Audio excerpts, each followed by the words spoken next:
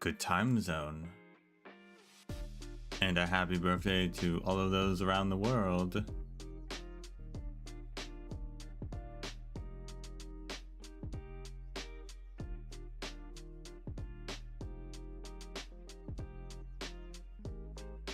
See how many side quests we have left today. At least 3.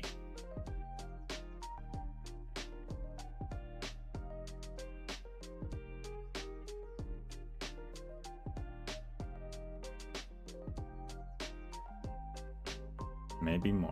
Probably more.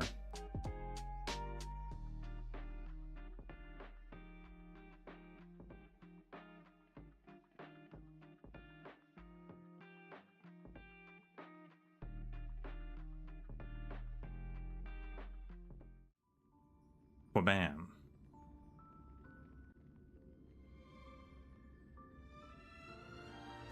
We're jumping in. Speaking of quests, though, I got to thinking yesterday, I was like, I don't feel like we've had companion missions in a really long time. I was like, did they stop doing those?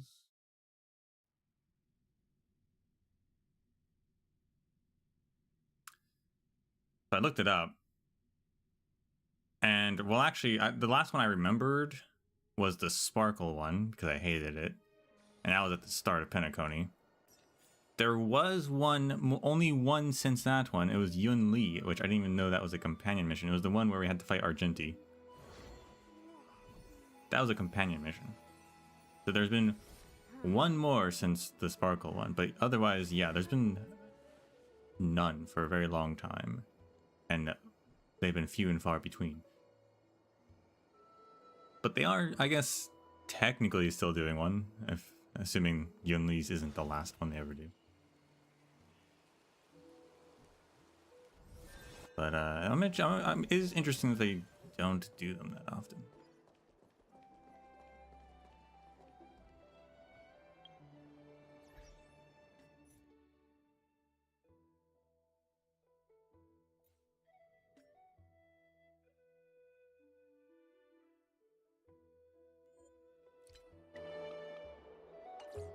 Turn up the volume.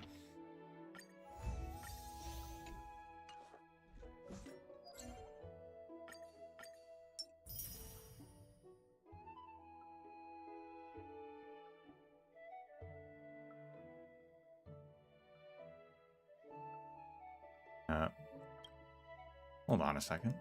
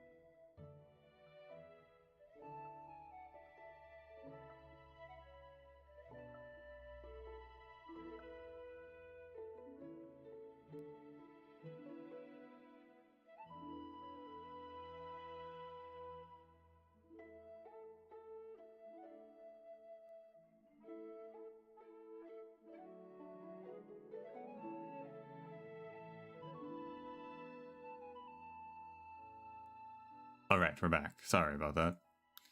Suddenly got a message I had to check in on. Anyway.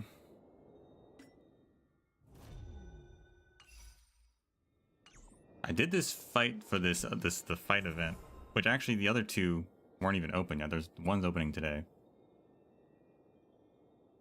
This one, which was about breaking enemies' weaknesses, was really difficult. Actually, I thought it'd be super easy because I was like, oh, break this. Super easy.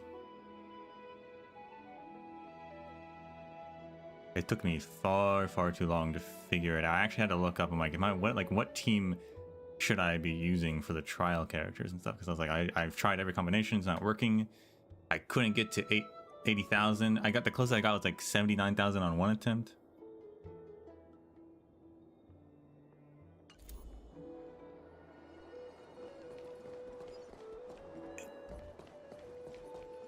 Turned out that I get like really what I had to do was just like really go through the fight super methodically and make sure I was targeting the right enemies at the right time.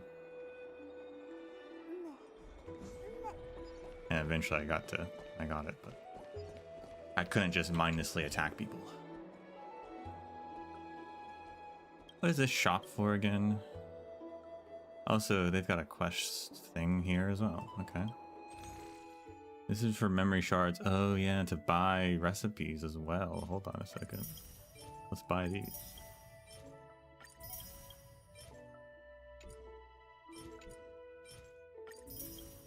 Dromus steak. Yo, we can eat dromuses? Didn't even think about that.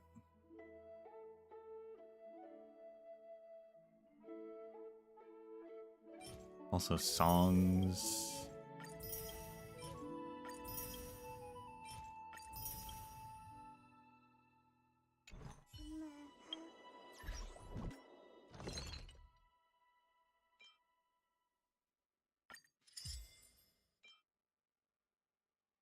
This is all allies dealt by 35%. Promise, huh? Those are some nice looking honey cakes, I guess.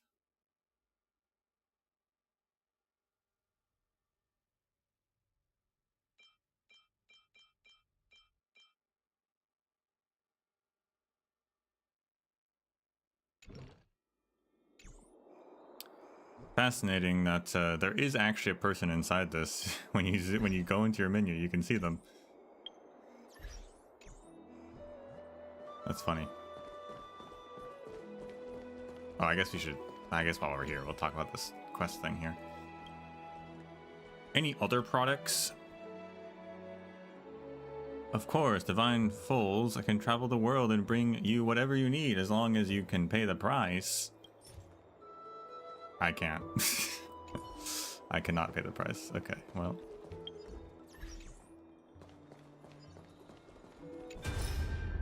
Activate this. I thought these gave you memory stuff, but I don't...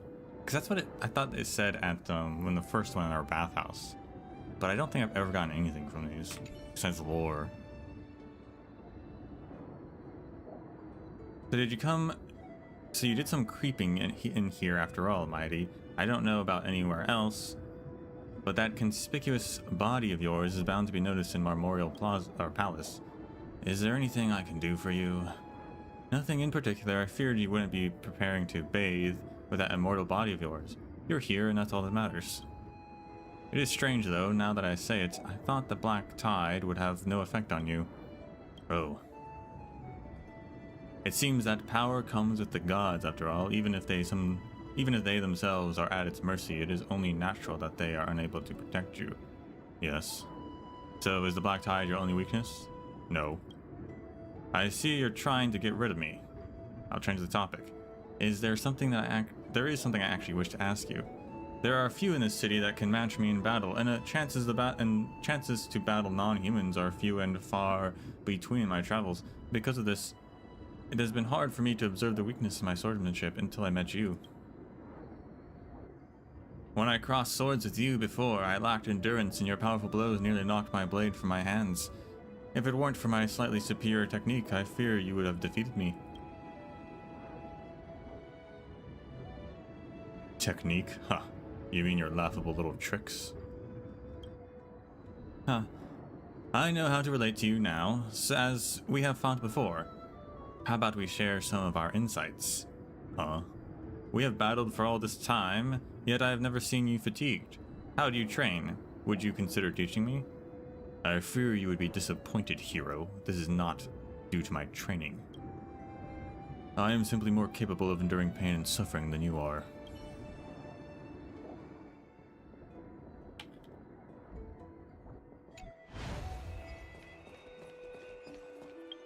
What quests do we have? We don't have any quests. There's a quest to pick up, though. Down here. It's actually got a bunch of rewards, so it's a big one.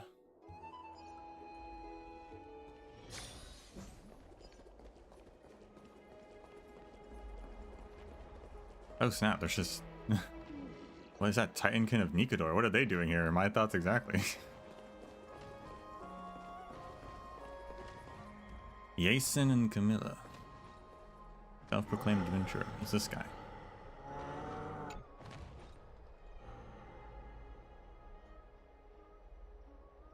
Paris.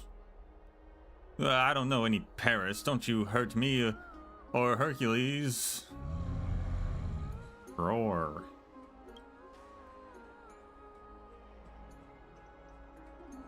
Stay back, foul remnant of the Mad King. You are not permitted any further. Kill. You will kill nobody. Who are you? This place is dangerous. Get out of here at once. Wait, I think he was the hero who hunted down the Mad King with the Chrysos heirs. What? Perfect. Please come help us. You can count on me. No, we are fighting. How'd they get so close to the city? I thought they were going to be friendly or something. A shame. Turn it up. Ready to lose yourself? You can fight it or rock with it.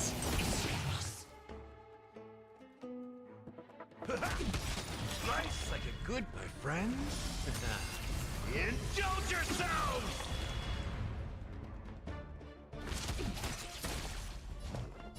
Open sesame. Commencing support. Ready for another? Keep up. Confidence. In the mood for another beating? Never seen perfection before? Expand your thinking. Turn it up.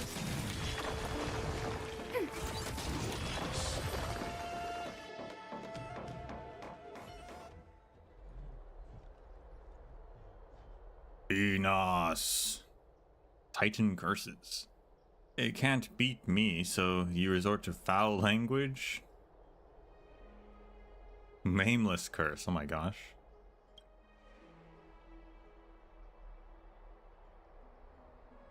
Faced with an unstoppable power, the injured Titan can turn and flees, slipping into the the Evernight Vale outside the city. Its staggering and broken form is so pathetic that you lose all urge to chase it down for a victorious counterattack. So you simply watch as her shadow flee or disappears into the border where the light vanishes altogether. The fact that the Lance of Fury underlings would be so cowardly as to flee in defeat is pathetic. Thank you for saving us, hero. We would not have made it out of here alive without you. I don't know about that.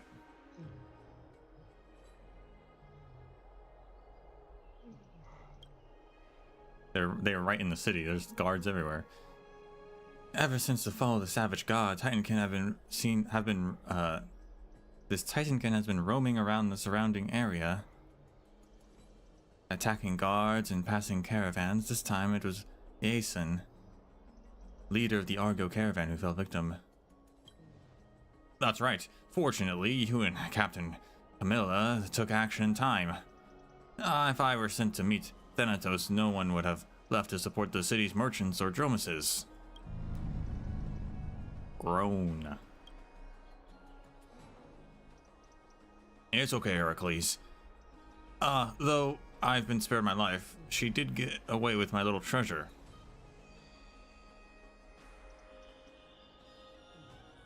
I didn't see any rare loot just now. This is no mere ordinary object. It's a divine object of Amnestia, the Romance Titan. It is the golden thread of rebirth that she weaves herself.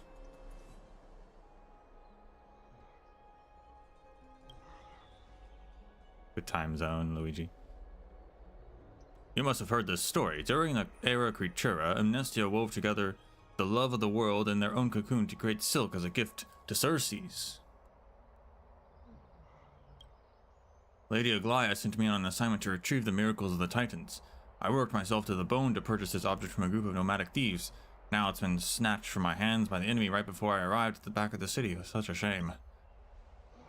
Jason drops his head with a sigh, his face painted with regret. It seems he is struck between the sadness of having lost the precious item and the guilt of disappointing Aglaia. However, you sense his gaze darting between the ground surface and your body. What a shame. Anyway, bye. Could just ask me for help. That's wonderful. Thank you, hero. Thank you. So, while I was traveling and selling my wares, I heard word from the refugees that the Titankin were gathering in Castrum Crimnos under the Black Tide. Yeah, I mean, that's where they're from. Only a hero such as yourself knows where they are. Hero, as the Black Tide outside the city is perilous, we mere citizens can offer you no assistance. All we can do is ask you to take great caution.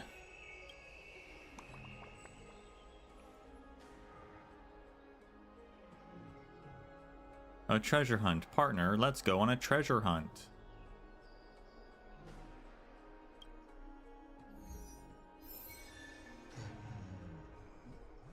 Alright. Off we go.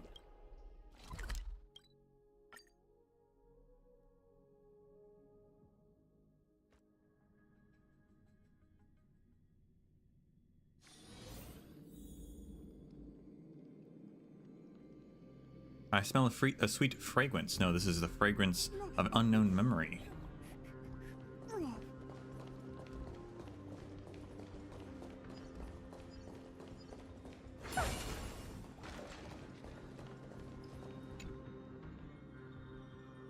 After their ferocious battle with you, the Titankin from before seem to have lost their previous murderous intent.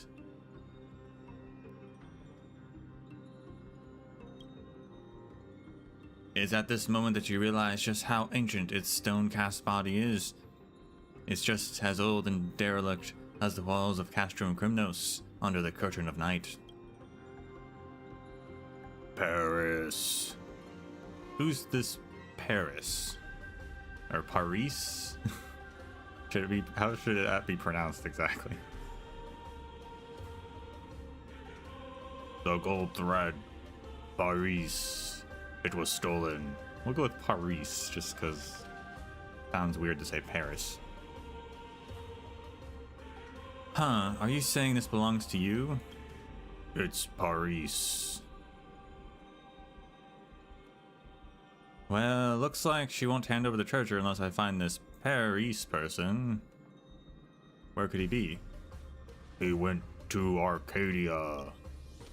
Alright, off we go to Arcadia to find... Wait, where's Arcadia? I didn't unlock a teleport anchor. Paris. The Titankin voice is growing ever weaker. It seems she no longer has the mental capacity to answer your questions, only to silently repeat the stranger's name to herself. Well, now we're stuck. We don't know this person or this place. Can't we just steal it from her? Don't take advantage of those in need. Plus, I sense that she isn't lying. Let's find out what's going on first, and then we can go from there. But if we go back to her past, maybe we can find some clues. But the statue lady's memory is too blurry. We need to find other fragments of it if we want to see into her past. Partner, let's go to the Memorial Market and collect some memories related to Paris and Arcadia.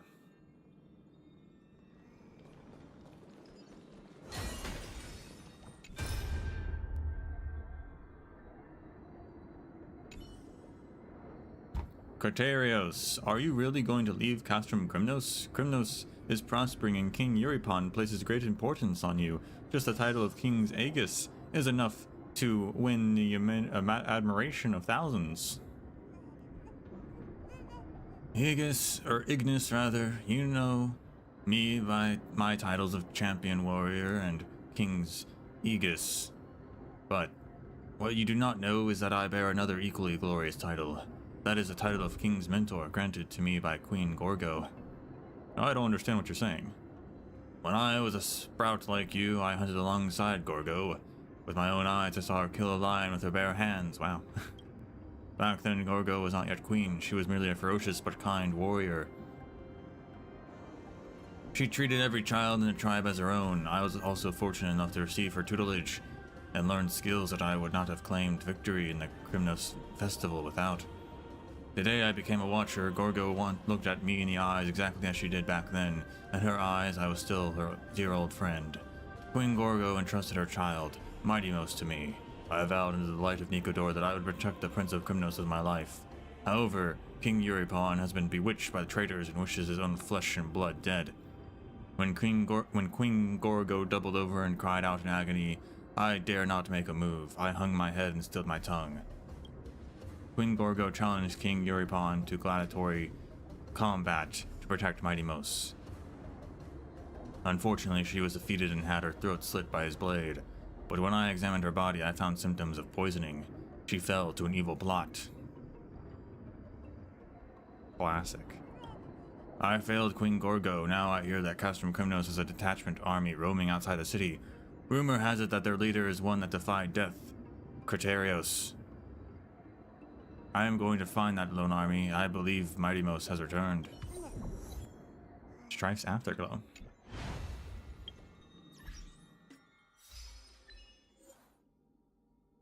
Glimpse all the fragments of recollection in Castrum Crimnos. Really? All of them? Wow.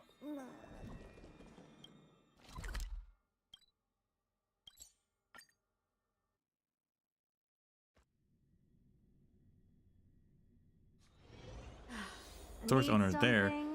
Meet all kinds of people every day. They'll be the most knowledgeable about the area. We should ask them.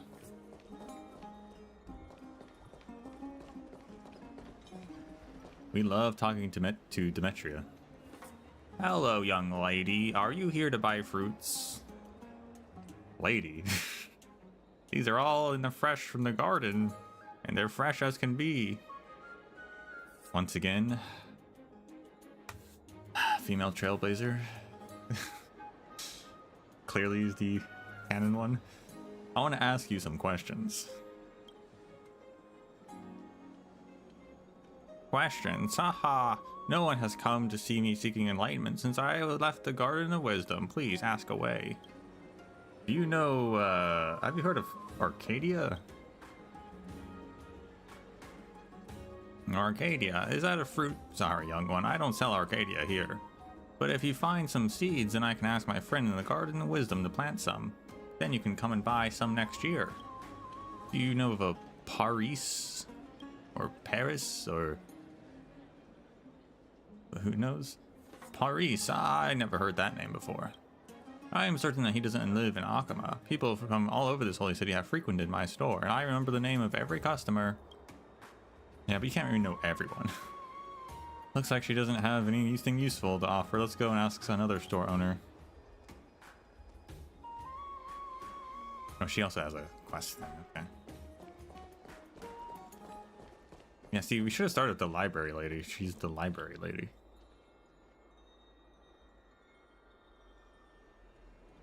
Pray, Ceres, may you assist the people of this holy city in understanding the charm of my works.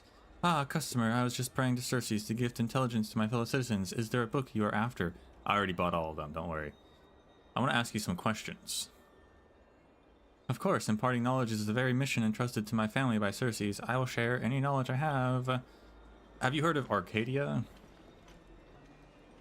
Arcadia? Arcadia, dear customer, I see you must be a most experienced reader. Arcadia is a common setting people love to use in ancient adventure stories. It's the Golden Land under the protection of Amnestia. It's a paradise for poets, artists, and those in search of romance. The main characters in these stories would meet their true love here and receive Amnestia's blessing. This is all recorded in the classic work Secrets of the Golden Carpet. Speaking of Secrets of the Golden Carpet, that story is of a prince eloping with a princess of an enemy state is truly a masterpiece. Tessiphona begins to endlessly talk about the story to you. If you don't get back on to the matter at hand, she may end up recounting the entire epic. Can you go to Arcadia? I don't think it's a real place, but as for its location, every story says something different. Some say that it is the center of Amphorius, some say it is the ocean depths of Fagusa, some even say that it is on the back of a flock of butterflies floating high in the sky. That'd be a lot of butterflies. As for which is true, I have no idea. They're all stories after all. Do you know of a Paris?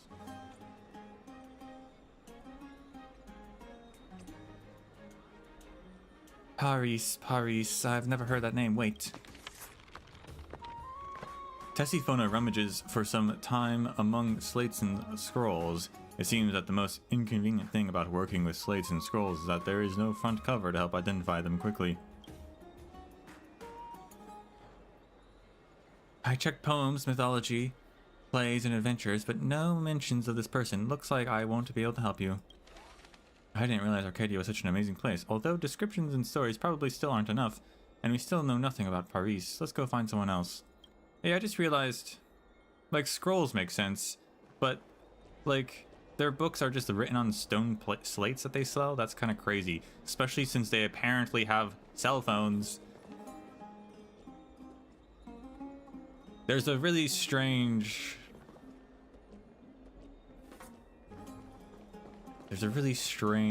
like, disconnect between their technology levels. Seems like it'd be very heavy, yeah. Which makes me feel like, again, the cell phone thing is some sort of way to rationalize our presence on the planet. These fruits aren't very good quality. Oh, Aglaya's here. I know that those who revere Amnesia are fond of the so-called gold-thin thread dress, but weaving clothing out of malleable gold not only makes it very expensive, it also makes it very hard for the wearers to move in. Would it not be better to use dyed silk or cotton? But everyone says that Amnesia silk is made of gold. Using dyed silk would just be a forgery, wouldn't it? Compared to the creations of the Titans, dyed threads and metal threads are all merely works that imitate the work of the gods. Do you not think that blessing or obsessing over the quality of such an imitation and ruining the clothes' intended beauty is a sign of disrespect to romance itself? I see. Thank you for your guidance, knowledgeable Aglaya. Ah, customer. Hello, dear customer. Are you here for an item of clothing to suit your physique, or could it be an answer to a question that you seek? Are you a mind reader? Whoa, you saw right through me. I know you are a lady of great learning, Aglaya. I'm certain you know about what we seek. Do you know Paris?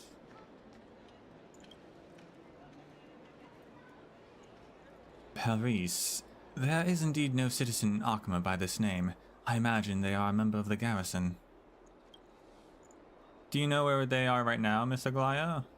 Well, it has been decades since I last heard that name. I was away from the Holy City for a time, and upon my return to Okhema, they were no longer here. Decades? Is he still alive? I cannot say for certain. The duration of a life is hard to predict in this world.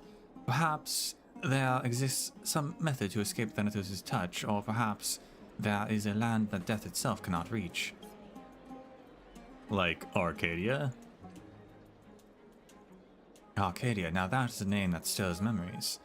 A long time ago, that name spread to the streets and alleys of Okhema.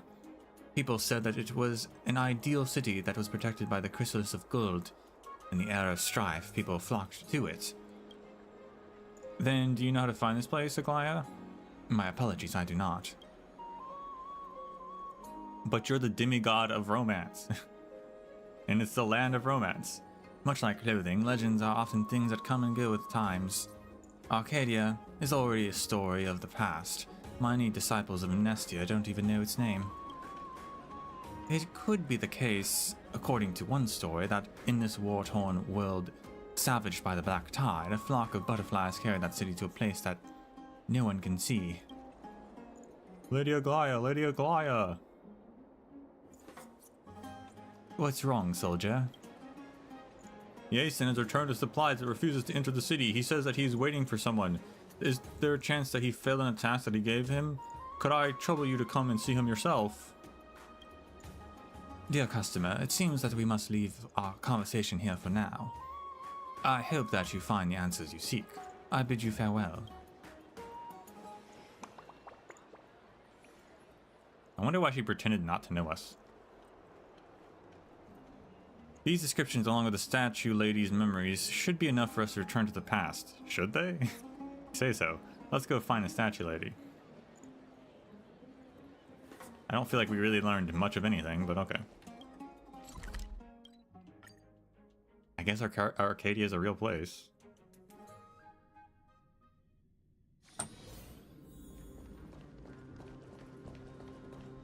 Oh, they're dead.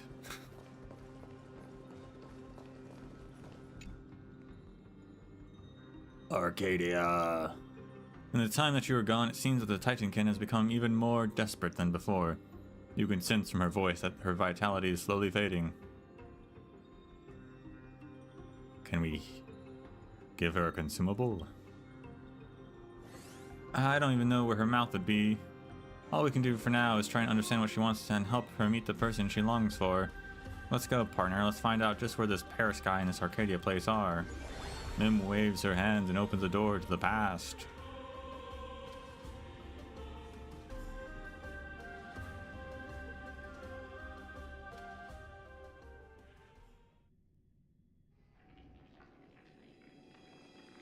Opening memory. The former Castrum Crimnos after defeat in battle.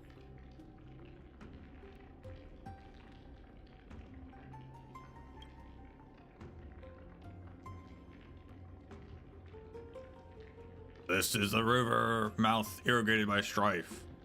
It is not raindrops that flow from this river, but the blood of enemies that dampen the field of unceasing wars. I was born in the city of Nicodor, a castle that floats below the Evernight Vale. The people here know nothing of mountains or oceans. Their mountains are piles of burning ash that litter the battlefield, and their oceans are the sea of blood that flows from their enemies. That's right. This is exactly the kind of place that Castrum Crimnos is. My father, if you can call a creator father, was Nicodor himself, bringer of strife. My siblings used to tell me of a prophecy that Nicodor had told their ancestors. Valorous death before glorious return. Only offering your life to the battlefield and becoming a sacrifice to strife is a fate worthy of pride. There is no pride in victory, and defeat is even more disgraceful act that tarnishes Crimnos. The god told their ancestors, the filth of Crimnos must be washed clean in blood.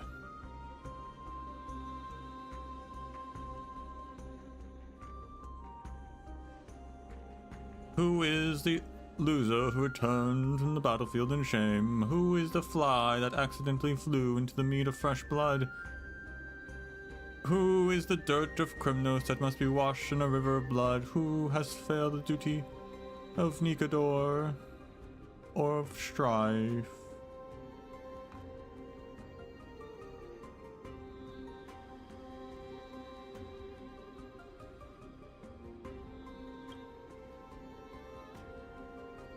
It is you, the Titankin that created themselves. Your bloodline are as noble as the gladiators.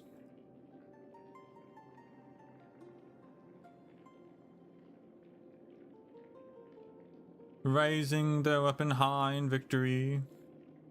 Your mission is as noble as the priest that pierces the belly and viscera of offerings. Yet you have failed your destiny, as you were defeated in your ambush of an Okhema army and returned vanquished. You have failed as an instrument of strife, and you bring guilt to the citizens of Crimnos. Your broken body is capable of blood, or battle no more. The glory of Crimnos will smash your body that bears such shame and allow the hands of death to purify this stain on Krymnos. Children of Nikodor, take your humiliated sister to the prison and have her await her fated punishment alongside her fellow coward.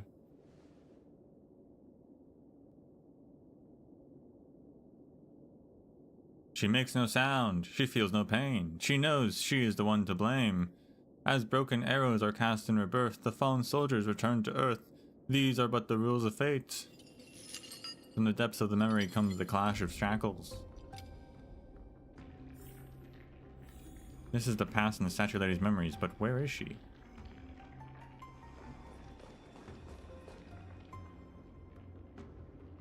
Brother, do you know why we must imprison our own kind alongside enemy soldiers? I don't want to sit and answer your brainless questions. Obviously, it's because she was defeated in battle. That is more shameful than an enemy soldier that battled victoriously. Does that mean, brother, that if we are defeated in battle, we will suffer the spear of Castrum Krymnos too? What are you so worried about? They're backline forces. Or we're backline forces, and the front line is always going to be the scapegoat. Wait, someone is listening. I'm here to see someone. Intruder, brother, we have to stop them. Wait, there's something not quite right about them. Perhaps they carry the blood of Nikodor. The Fury-Eye philosopher keenly senses the aura of strength emanating from your body. They have no idea that their god will be slain by you in the future. Have you seen sense? Wait, I don't think these two can... I don't think just us two can stop them. Why don't we just pretend we never saw them? Oh? Would that not make us deserters? You fool. If we're defeated, we'll end up locked away anyway. What's more, no one can unlock the prison gates without some form of divine power anyway. Let's get out of here. What's obstructing the entrance? A statue of Strife Titankin presses against the cell door. Can we move it? Unleashing the spiral trailblaze power, you ignite the energy within, channeling it through your arms, gathering strength enough to move mountains and rivers. It hasn't budged. It seems like you'll need more practice. You're hopeless. I remember that the soldiers here rely on the divinity within the shrine to function, but it seems none of the statues storing divinity are activated. The swords they're holding should be the medium for transmitting divinity. Let's see what happens when these big guys stick their swords in.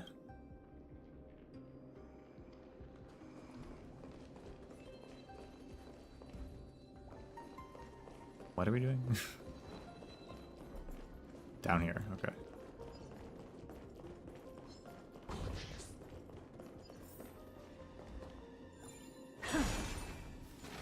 Maybe there's some way to get this to move. Okay, oh, we're just repeating the main mechanic of the story. Okay.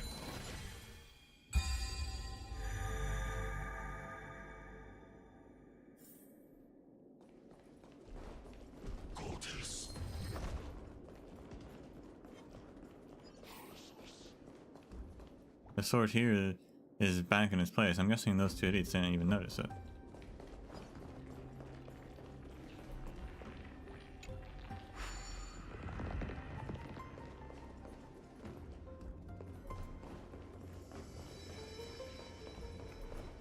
I see. Engage the hand of Zagreus.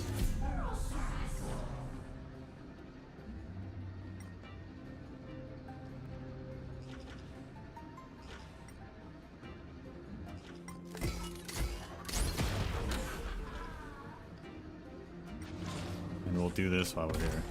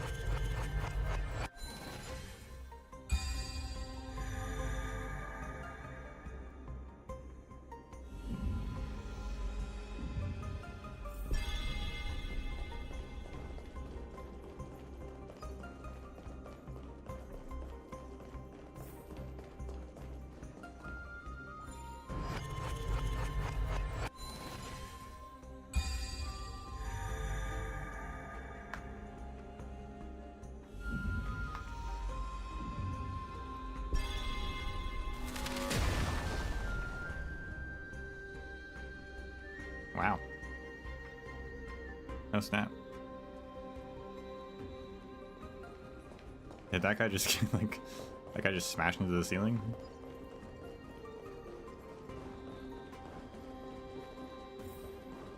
Ah, this is the chest that we couldn't get.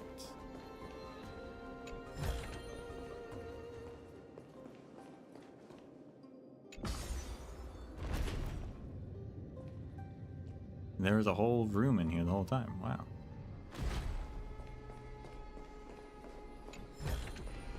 Oh. This thing? What I've got is leagues beyond. Is there a nymph in here maybe? I don't think so.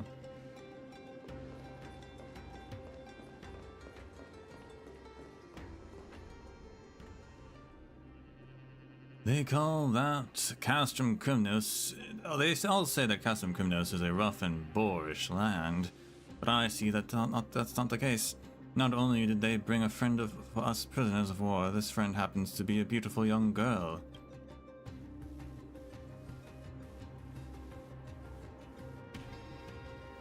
I mean, that's a statue, but you know, you do you. I am not a friend, I am merely a failure that must swim the river of souls alongside you, as I was unable to send your entire army to its depths, nor my young girl. My armor was simply cast in the shape of a girl. Great Nestia. This statue combines the fine physique of a woman with the finesse of sculpture. Your unyielding and tenacious beauty is reflected in your face. If you ask me, you are the most beautiful girl in the city. Sharp-tongued thieves, scoundrels, and veiled bandits should not seek to insult a warrior of Castrum Cymnos with their wild ravings. You have so many nicknames for me, miss, but I would prefer if you call me by my name, Paris. So this is the guy. Wait, who said that? Someone has broken in. You do not wear the armor of Castrum Cymnos, soldier. Who are you? I'm the Galactic Baseballer. The what? What the heck? Oh, I know. Great heroes love to give themselves all sorts of titles. You must be the hero out on a great adventure too. Quick, you must save us. You dishonorable coward. If you wish to escape, do it alone. What, have you battled so much that your brain got knocked silly? If you have a brain in there, that is. Have you not heard that they plan to make us sacrifices? To dice our bodies and cast them into the soul-melting golden blood to quell the rage of Nikodor? So what? As a creation of Nikodor, defeat is the greatest blasphemy against my father. It is only natural that I should cast my body into the waves of death to apologize for my failure. Are you serious? If they are the type to be appeased by seeing others dice and cast into a pot, would that not make them the titan of cooking? It's got a point. Lance of Fury Skewers. That actually sounds good. You dare insult Nikodor within the walls of Castrum Cymnos? Guards, there's an intruder. Crash. Paris smashes his gauntlet against the Fury Eye Archer's helmet, causing the already wounded Titankin to pass out immediately. Wow. We can't decline an opportunity to live granted to us by fate. Just as we cannot escape the failure fated by destiny, my friend. This stone statue is by no means light. I will need your help to I will need you to help me lift her. The man lifts the body of the archer and struggles towards the exit. Whoa, he actually managed to lift the statue lady. He's so strong. We have to catch him up. If they run into guards, then we're in big trouble.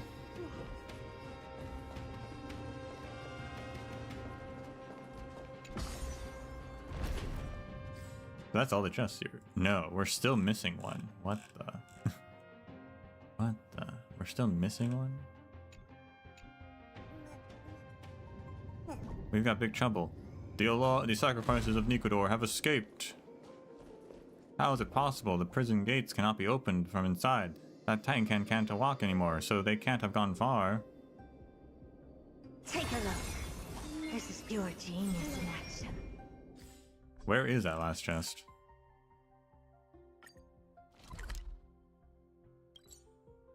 Oh.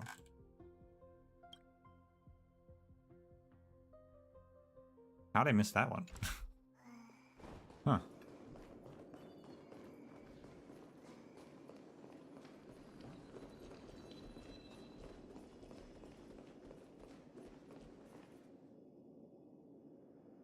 Shameless cowards, useless failures, in the name of Nikador, I will not allow you to step 1 foot outside Castrum Grimnos. Oh crap, my friend, what do we do?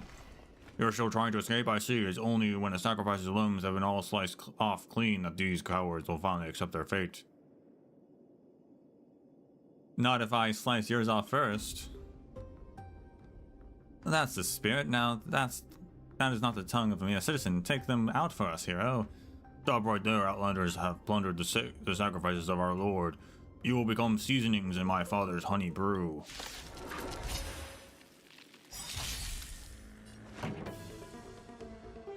What a weird metaphors.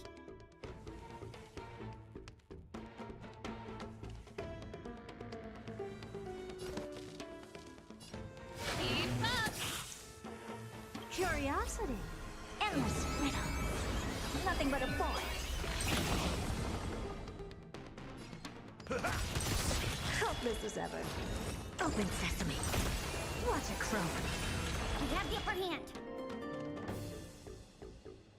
Enemy data secured.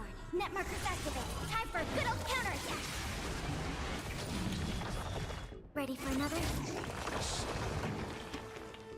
Turn it up.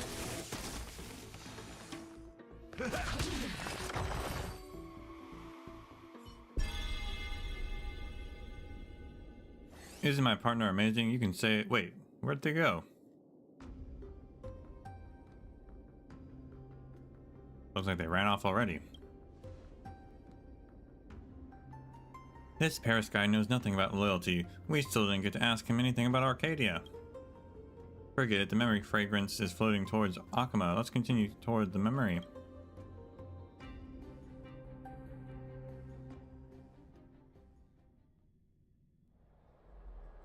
The first memory.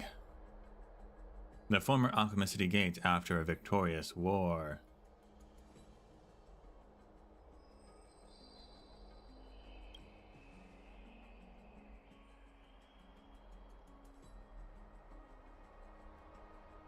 Oh, warrior who stole my life back from the hand of shadow, when will you return to the tides wrought by strife?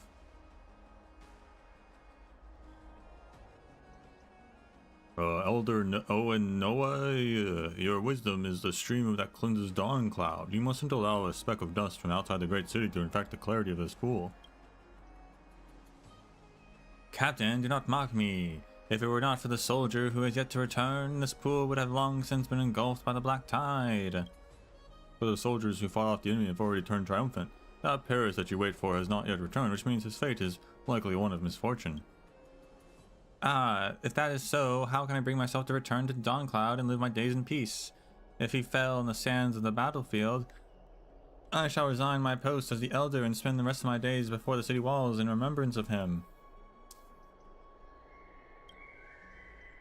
Oh, this obsession of yours, I can't tell if you are crushed under the weights of Talenton or bound by the golden thread of amnestia.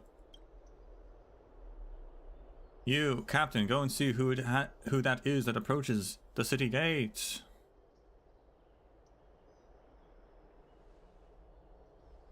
It's Paris, my savior. Praise to the 3 titans of fate. I don't know how her name is pronounced, but... Lady Owenea, you are as ravaging as the day I met you. Captain Philic, your face is as overcast as ever. I see that even victory cannot rid you of the melancholy in your heart. Paris, I see even Thanatos grew wary of your incessant ramblings, and cast you out of the river of souls themselves. Wait, did you bring with you a spoil of war as an offering to Okhema? No, she escaped the lance of fury that deserves our mercy. Please, you must offer her shelter. Shelter? Preposterous. Do you know how many of our kind have died at the hands of these Titankin? Wait, Captain. The throne of worlds accepts all. Do not allow your hatred to blind you in the dawn above. By my name as the Elder, I will vouch for her. Bring her into the city. Elder, you must reconsider. Thank you, Elder. Your kindness broadens even the hearts of Kefali, and your crowns this holy city with an even greater nobility. No need to thank me, Paris. If you had not saved my thread of fate from being cut off by the black tide, this kindness wouldn't have already been lost.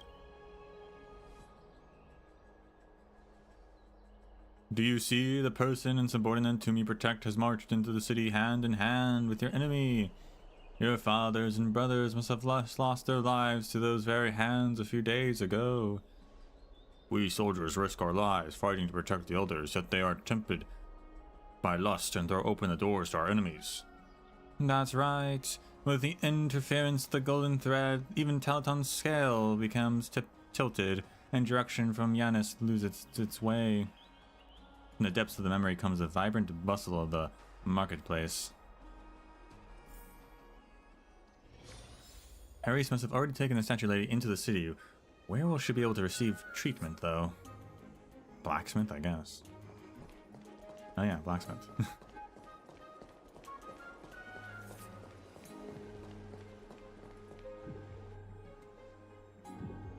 Surely not, Grand Craftsman. Are you saying that you cannot repair her? Cans, minerals, not even... or have not. Earth, stones, blood, golden blood, or strife. Seeds of reason, nothing there is. Why are all these things derived from the Titans? Oh, how they rejoice at the suffering of mortals. Just give up. Do not sully that what little honor I have remaining. Let me give myself to my destiny in the underworld. Miss, your strength is fading. Do not waste it on pessimism. Let me think of a way. Grand Craftsman, what is this? Calculation tablet, divine object, Ornyx's it is. Unrivaled prophecy, change time and space, hard it is. Oh, I know this. This is Yiannopoulos' astrologer's favorite toy. This should be able to repair the holes in her body. Understand, you do not. Use it, you cannot. Hey, with a city as vast as Okhema, are you sure we can find no one that can make this thing spin? Calculation tablet national champion ready for battle. Ah, my savior from before. I never expected you would defeat the Titan. I mean, I just knew you'd make it out alive. Wow, okay. As you understand this thing, I must ask for your help once more. Fear not. Paris will not let your efforts be in vain again, and they will be greatly appreciated. I can't help but feel this guy is shady. Whatever, let's just help him with the statue lady.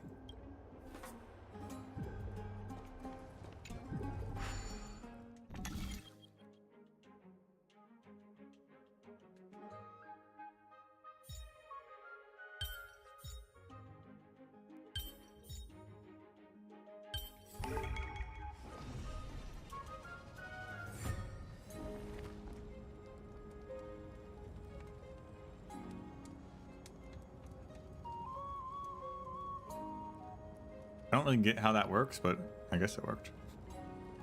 Like, the prophecy tablet was just sitting there. Was it sitting there because it knew one day this would happen, and so its whole purpose was to fix the departure?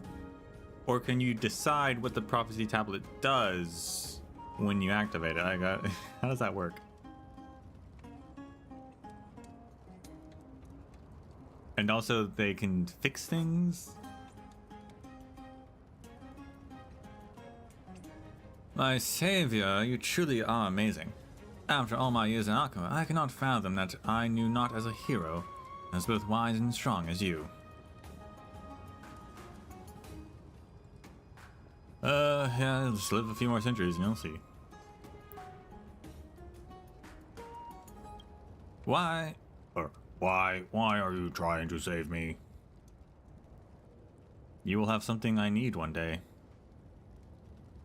I knew you had ulterior motives. Then what of you, soldier by the name of Paris? The divine declaration of Nestia states one must not turn a blind eye as beauty dies. You understand what I mean, don't you, beautiful girl? You are exhausting. However, I have another reason. Your words and actions displease me.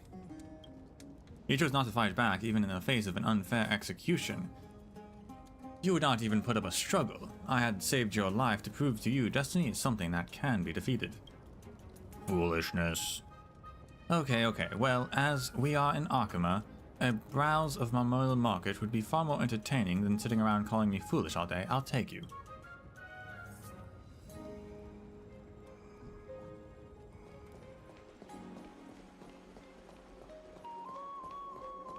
Back to Demetria. Wait a second. But that means Demetria did meet Paris. She lied to us. Oh wait, that's not Demetria, that's another lady. Okay, fair enough. Granny Metanella, how's business? Heavens, young Paris, you're alive. I was all prepared to give offerings to Thanatos for your safe passage. Oh, thank you for your kindness. Seeing as I have returned alive, how about giving those offerings to me instead?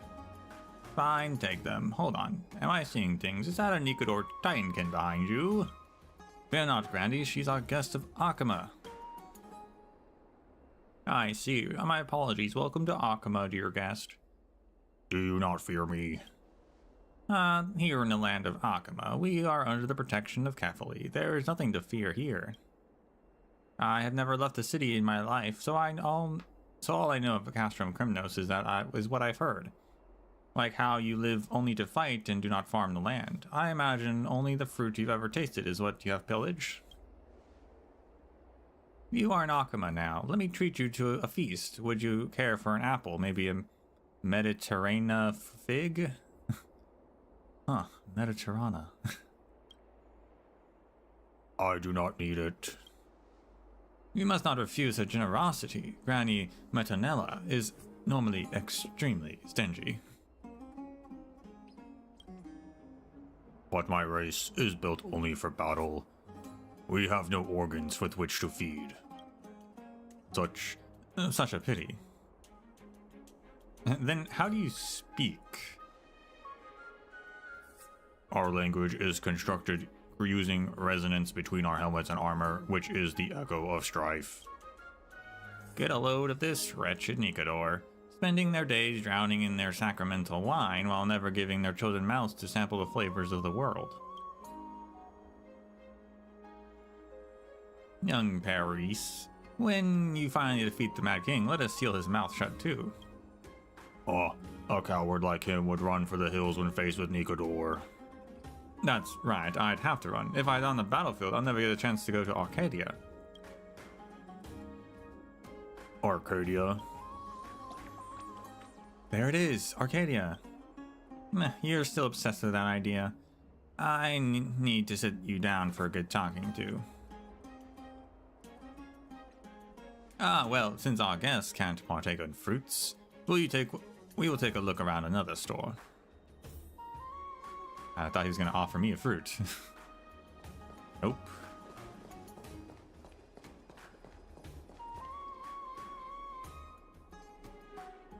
Kalpa. Praise Circes, may you grant my descendants wisdom that their writings never grow cheap. Kalpa, praying again? Rare East, you're alive. Thank heavens I saved the new secret of the golden carpet here for you. Just a second. What is that you brought with you?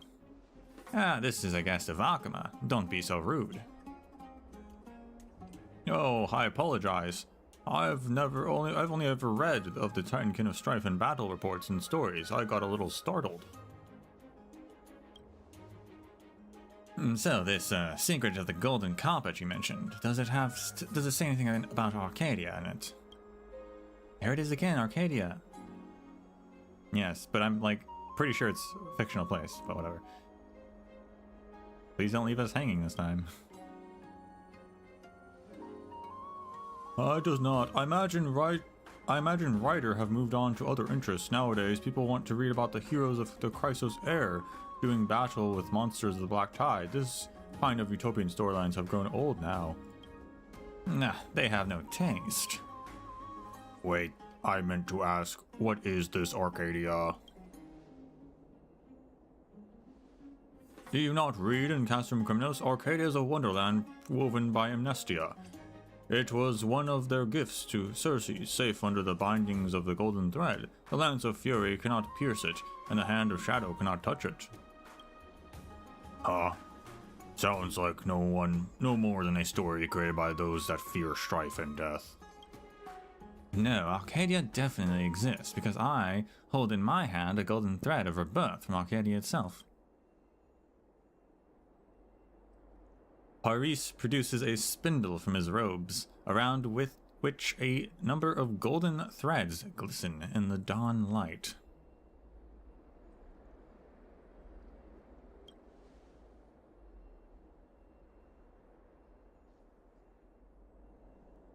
Oh, I never expected you to reveal your treasure to others. Golden thread of rebirth.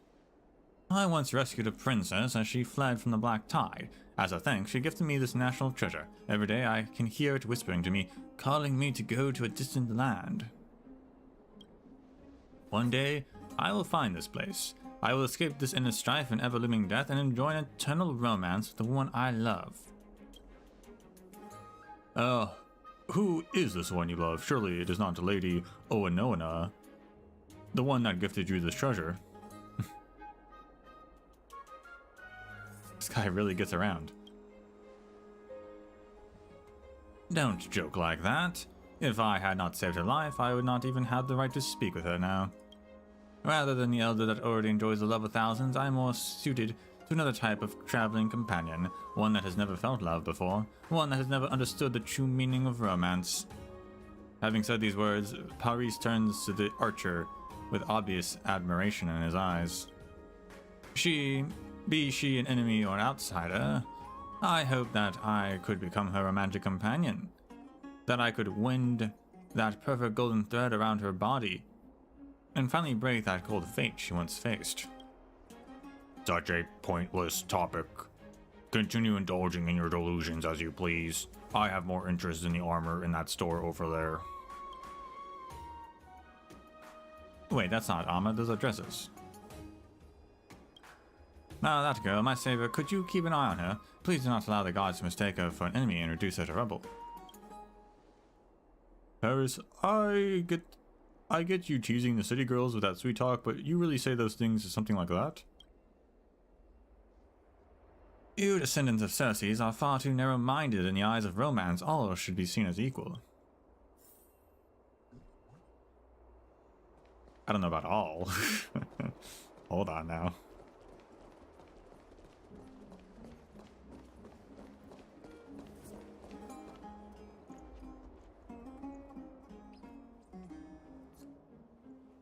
What is she looking at? Shush, there's a familiar scent nearby. The city of Okhema. There are so many butterflies here. They are nymphs, they are titankin like yourself. No, it's Aglaia again. That's Aglaia from the past. She seems no different to how she is today. Probably because of Amnestia's power.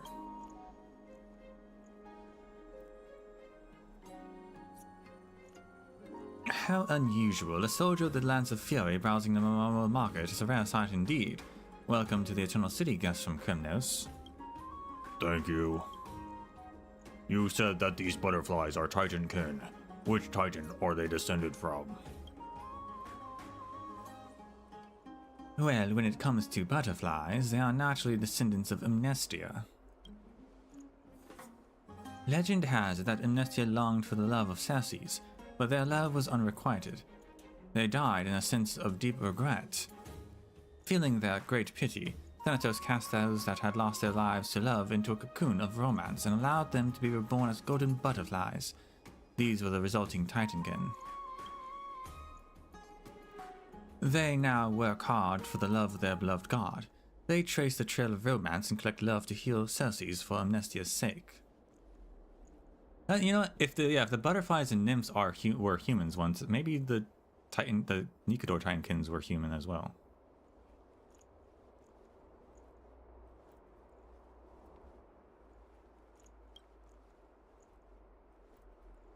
the people here praise Amnestia for their unconditional love. Turns out she is no more than a foolish deity caught in a one-sided infatuation. That is because you look at romance through the eyes of reason. It is an existence that one cannot explain. If you ask me, immersing oneself in a fantasy and forcing that onto another person is no more than acting out a self-produced tragedy. Such a selfish romance is no more than strife that one suffers alone. Perhaps you are right. Many of the things that bring romance to our lives are in fact so unremarkable they are almost crude. However, this is something that those who have fallen in love struggle to realize for themselves. They see a swamp as a sweet spring, and rough twine as a golden thread.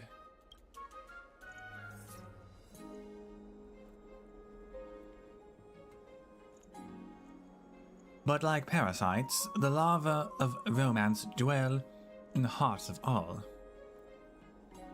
Not all. We know not when they will metamorphose into butterflies and change our perception from clarity to bedazzlement. This is the blessing that Amnestia grants to all, though it may also be a curse.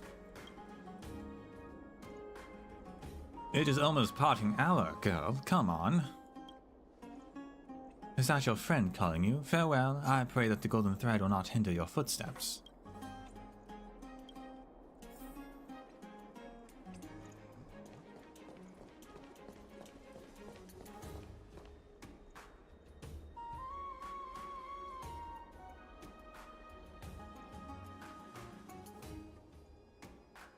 What do you think? Isn't life in the Holy City much happier than the life of constant fighting of custom criminals? It is, but I feel pity for this happiness that you feel. The strife of the outside world appears to break through your city walls, yet your citizens are immersed in a false sense of peace. You enjoy this tranquility without any shame at all. Compared to the bloodthirsty lions bred by the Lance of Fury, you are no more than a flock of sheep coddled by the love of Kefali. Oh, that was actually Archer saying that. Compared to the bloodthirsty lions bred by the Lance of Fury, you are nothing more than a flock of sheep coddled by the love of Kefali. But it is right to enjoy tranquility that brings the people of Okhema together. Your pride of lions has already abandoned you. Why not wrap yourself in the wool of a sheep and enjoy the happiness of a flock for yourself? I'll take your silence as tacit consent. No. My savior, I will bid you farewell. I must go and find a bed that can sleep a Titankin. Hold on, I have a question for you. Oh, please tell me, savior. I will tell you all that I know. Where on earth is Arcadia? Huh, how would I know? If I knew that, I wouldn't linger 1 second longer in Okhema. My entire life till this moment has been nothing more than making preparations for a journey I have yet to begin. I joined the army to earn money. I gathered information. Next, I must find someone willing to travel by my side. Once my preparations are complete, I'll make sure I repay you for this kindness. Believe me. I don't. We still don't know where this Arcadia is. Did Paris really make it there in the future? The memory scent is growing more and more unusual. We will need to go into the more recent past to see. The second memory. Within the old Okhema, a soldier is lost in the flow of time.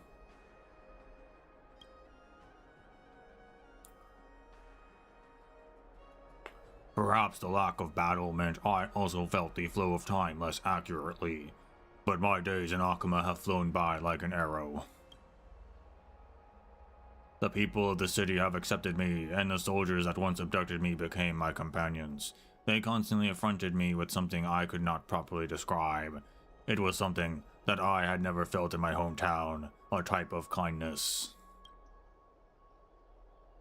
However, in the face of these emotions, I felt my stone body becoming more and more hollow, as if the warmth of this kindness was evaporating my golden blood of strife away. The idle born of war had fled the battlefield. Their fate deviates from course. When the ship's trajectory is no longer followed, its passengers' souls become lost in remorse. When I fight on the battlefield, I need not beg for the willow sprig of Circes, nor drive away the flying insects of Amnestia. My worries find solace in the blood and sand, and call the horn guides me forward. But in the holy city, the spring water of Memorial Palace has washed clean all the blood and sand. The song of dawn cloud silences the horns. Standing under a clear sky, I find that I can see nothing at all. Well, where are you? Ah, I finally found you. The palace's month of joy celebration is so lively. Why are you hiding here alone? I have never attended a ritual like this, and do not understand your customs. I fear that my presence would ruin your enjoyment. Ha ha ha. Oh, great chalice of plenty. The more important thing during the festival of Fagusa is not to observe any etiquette. Come, even if you don't have a tongue to save a honey mead with me, you can listen to the songs and celebration, and laughter with me. Very well. I shall allow an unbridled man such as yourself to show me the joy of indulgence. If the noise that you bring can fill this void, I would not resist sinking into the bottomless cup. Ah, nameless creation, you once raised high your bow of fury and marched one step by step, launching arrows deep into your enemies' chests. Oh, the glory you gained, all of it now in vain. In the depths of the memory emerge the sounds of a lively party. I like these like interludes that are very theatrical.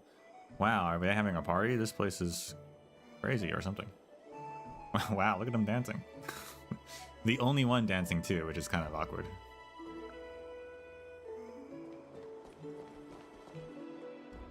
Why are there two kids in the bush back here?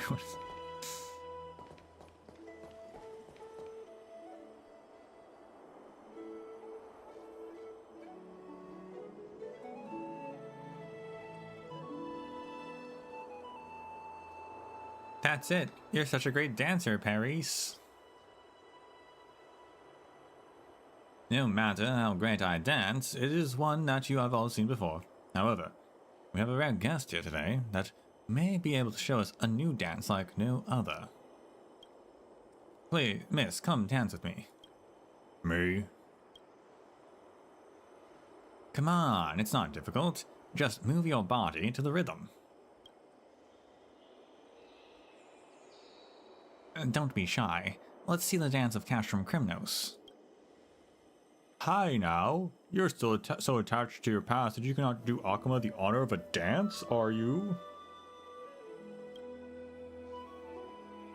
Fine, I will try. Not bad at all. You call that dancing? Wait, girl, look out. Crash. Oh no, that sounds good. I'm sorry, I didn't mean to. The sound of the statue shattering to the ground brought the entire atmosphere to dead silence. As the laughter faded, the bubbling of whispers began. That was carved from the sacred rock of Georios. She smashed it like it was nothing. That's right. I was just standing next to her. If she had followed me, I would have been straight to Thanatos, would I not?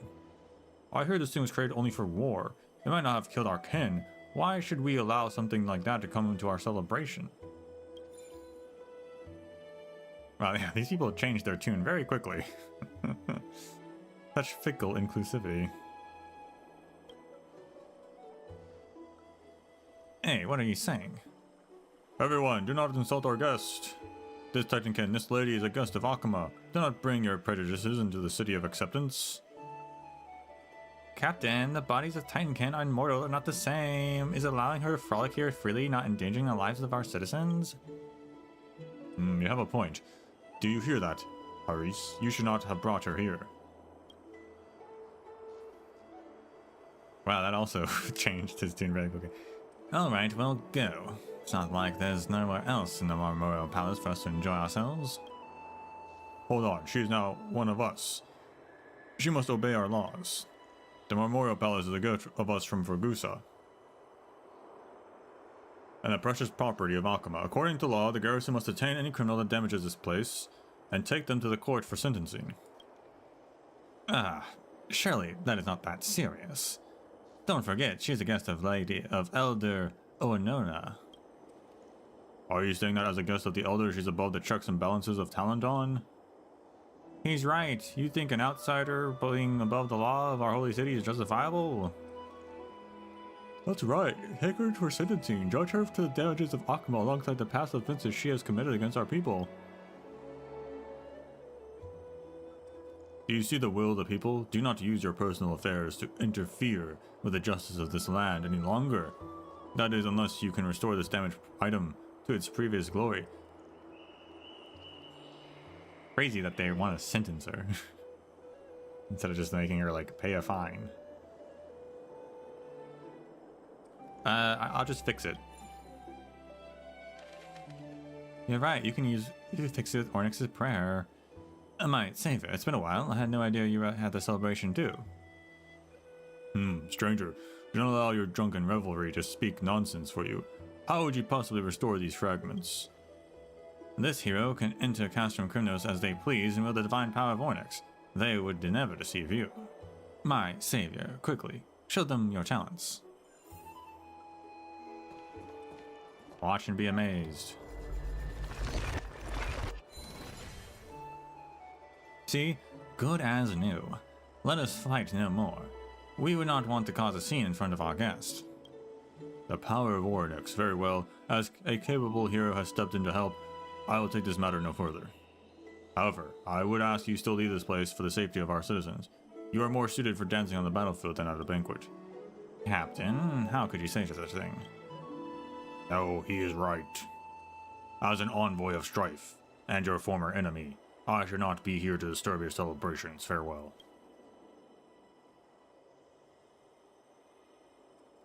Miss, wait. Harris, you wait right there. Ever since that Titankin came to Okhema, you have grown even more undisciplined. Do not forget that you are also a member of the Holy City's garrison. There will come a day when you will have to fight to the death against our kind to protect Okhema. I cannot help but wonder, if you were on the battlefield now, could you swing your blade at something with her face? What is he saying? Surely Paris and that Titankin aren't... I'd always heard the guy was a playboy, so he's into that stuff too. I do not know. To this day, I've never had the courage to face Titankin enemies. But what I do know is that this Titankin is no longer our enemy. You should not use your words as weapons against her.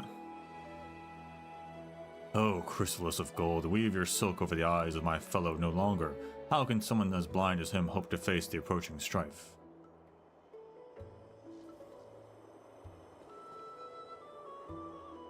Optional speak with Bilok. The elders and the soldiers no longer hold the safety of this city people most dear. They prioritize their useless sentiments. If we continue this way, how could we hope to fight against the impending threat? Are we supposed to beg Amnestia and their threads to protect us from their weapons?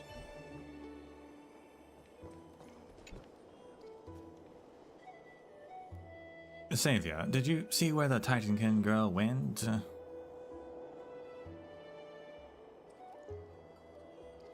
I didn't. I'm sure the captain's words just now really hurt her.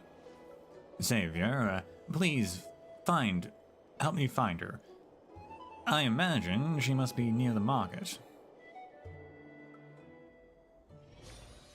Where could she be? If I were her, I might look for a place with open views. The roof. A lot of people like going up on this roof.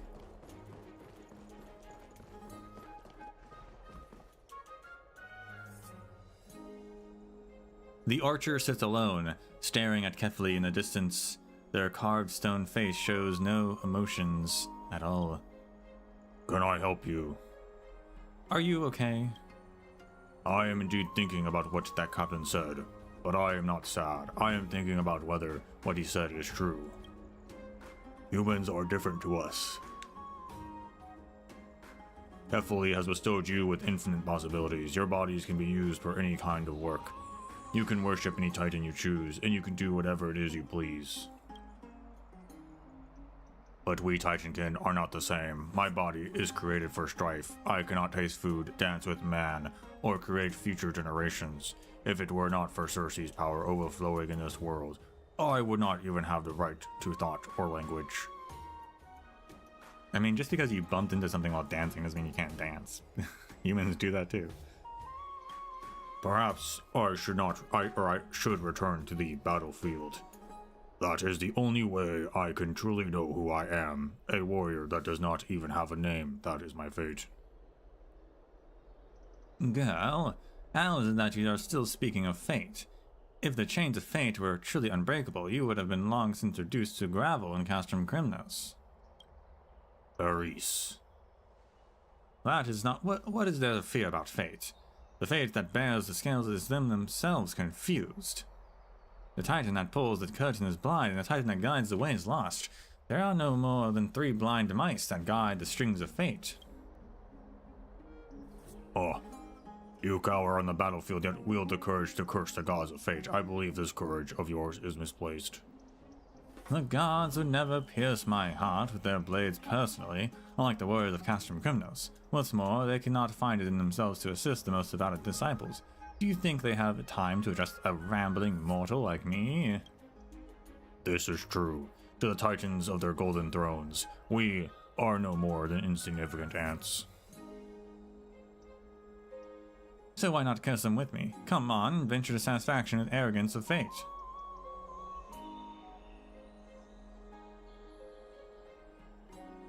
Yanis's mechanisms are boring. Palantine's scale puzzle is boring. The puppy Ornix gave me is kind of cute though. Or wasn't cute enough even. Even better. How am I not cute enough? Wait, I'm not a dog.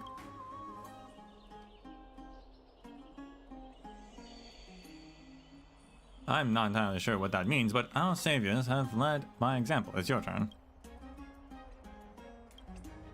If the 3 titans could hear me, I would rather they answer the doubts in my heart than curse their existence.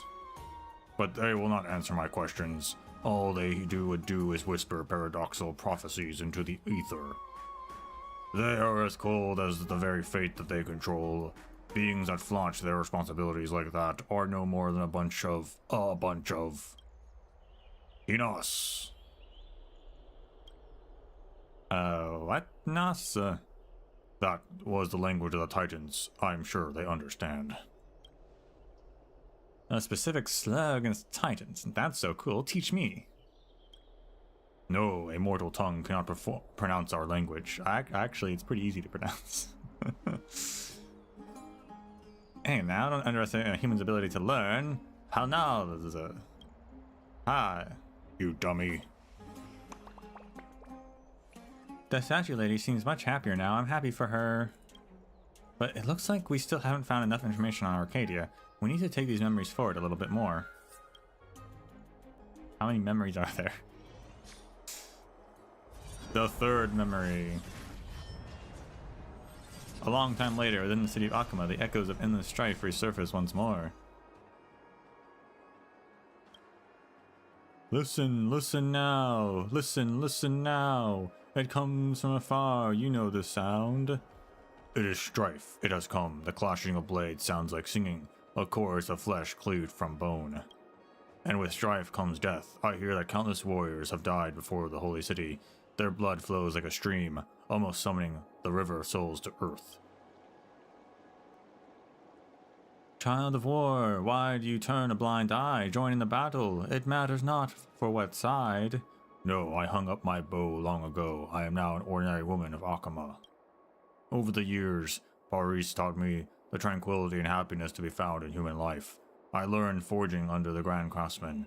I craft jewelry for myself and a sword for Paris. But what you wish to forge the most is a murderous weapon. A bow and arrow that can take away life. You even put a fuller in the sword you give to Paris so that it can kill better. I learned to cook from Mr. Kalpa's books. I can create dishes that humans love and prepare delicious recipes for my Paris. But you have come to the most the moments when you're slaughtering livestock, and your favorite scent is that of raw blood on the chopping block.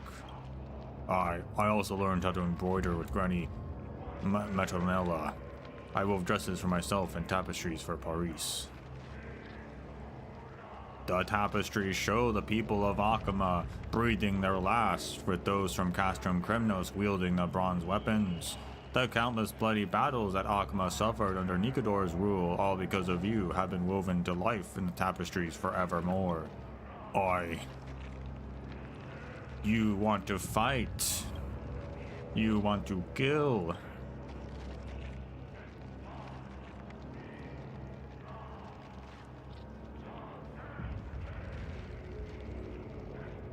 You want to draw and shatter helmets and armor, making them bloom red flowers as heads shatter.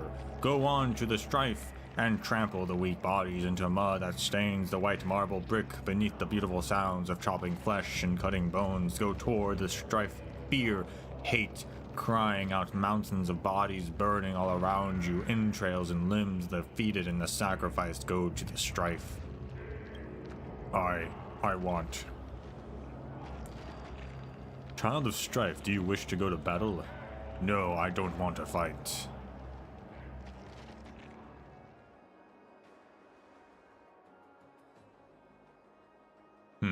I believe that you would become a citizen of Okhema. I knew it was wrong to place any hope in you.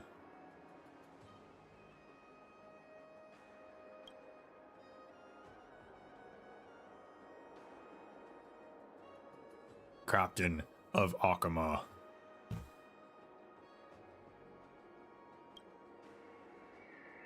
The moment of reckoning has come for the Holy City. Sabani, Adian, Alflanka. The vassal states of Okhema have been reduced to scorched earth one by one. Now the Lance of Fury points its tip at the city gates. A being born of war refuses to fight to protect the city. Could it be that you can't bear to fight with your past relatives? Perhaps you don't dare face the might of your creator? Or maybe there is someone in this city that you could not leave. Whatever the reason, I must tell you, that man you cannot bear to part with is about to step onto the battlefield. What? The military orders have been released. As a young man that is fit to fight, he has a duty to protect the sacred city, even if it costs his life. This is the fate, and he should be proud of it. Listen. Hear the sound of wailing from the front of the city gate. Wives call for their husbands and their elderly mothers, while others scream for their children. Just hear how they suffer. And you bow before the throne of Kefli with your stone face. Your emotionless expression is almost a smile in its place. Go to the battlefield. If I am with Paris, maybe. In the depths of the memory arises a sorrow lament. This memory tastes weird. What is Paris doing here?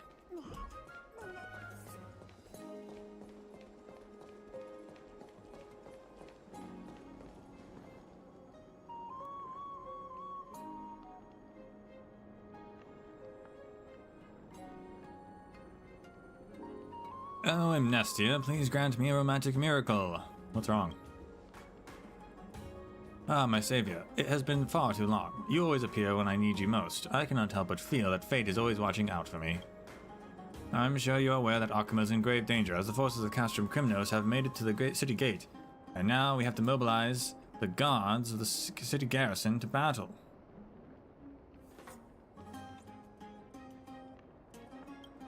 The enemy forces are attacking with the revelation of Nikador. I fear any soldier that faces them will be met a grim fate, but I don't want to die. You want to desert again? My savior, it is not that I do not love this city that raised me. It is just that I have a dream that I have not yet completed. I have still not seen Arcadia. I don't want to enter the River of Souls without ever having laid eyes on it. So let them say what they will about me, traitor, deserter, coward, my duty, my responsibility, and my mission. I will happily abandon them all. I must reach that place. I have already prepared my bags for my escape, but before I go, there is someone I hope would accompany me. You know who it is, right? the Titankin. I want to leave with her. Even if we die on our path, we can fly in the hands of into the hands of Thanatos together on the wings of romance. We can become butterflies and fly to that place together. Savior, this love of mine has always relied on your assistance. In my heart, you are like an embodiment of Amnestia herself. I will now confess my love and wishes to her. Please bear witness and give me your blessings and strength. This is the last favor I can ask of you. Yeah, you have my blessings. Thank you, Savior. I will go now. I pray that you can bring me good fortune once more.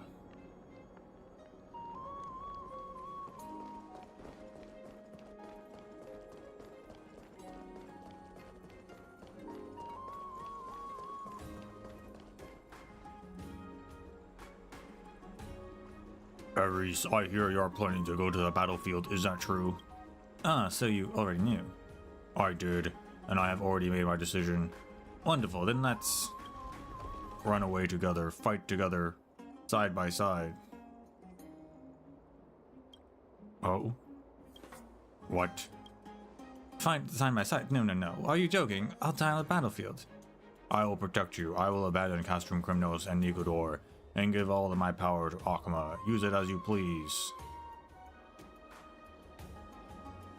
I will become your greatest ally and share the weight of your duty and mission. Let us guard. That's enough, girl. Duty, mission, I don't care about those things. Castrum Crymnos and Okhema can disappear into the River of Souls with them, for all I care. Girl, you are the only person I care about in this entire city. No one else matters. Will you go with me? I hesitate no more. Let us go in search of Arcadia. We can escape strife and death and live a life of eternal romance. You can continue crafting jewelry, cooking delicious meals, and weaving beautiful tapestries. Your new life that you discovered in Okhema. You can continue it there. We were even meant to be allies in battle. Our relationship is something more important. Something more romantic. Alright then, let's go. Felicitations, my Okhema dream has finally come true. Paris pulled out a spindle from his chest pocket and wrapped a section of the thread around the ring of his finger. He hesitated for a second, then proceeded to hand his most precious golden thread to the Titankin before him. Come, girl, hold this. It is long enough to stretch outside the city. It is too obvious if we make our move together. You use the chaos of an attack to slip out of the city first, and in half an hour I will follow the golden thread to find you. Following the golden thread to locate the person you are fated for. Isn't it just like the fable of Amnestia? Don't you think it's romantic? Yes, it is. Isn't it? Leave quickly while the hour of curtainfall is still with us, and most people are still sleeping. I will come and find you soon. Romance, I will never understand it.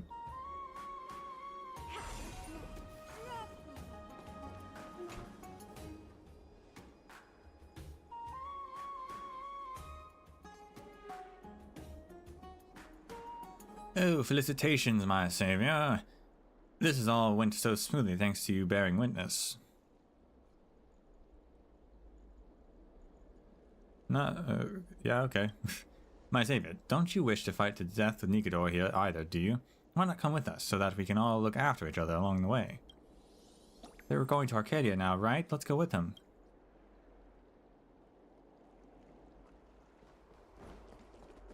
We just become a throuple? Why is she still in the city? Has she gotten lost? The captain of Onona there is too. Something isn't right.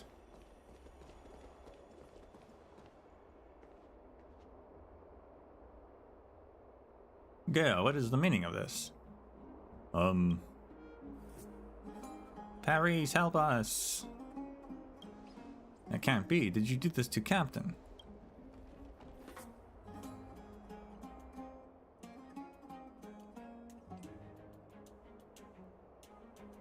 Paris, what are you saying? This Titankin is a trick.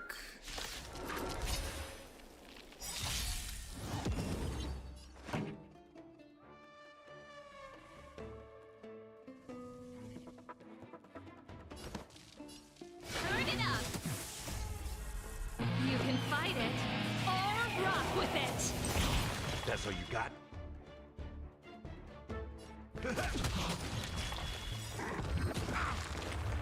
Nice, like a good, my friends. Indulge yourselves!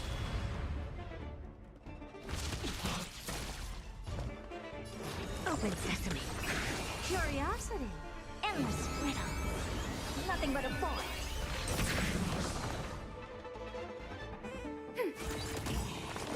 Hopeless as ever.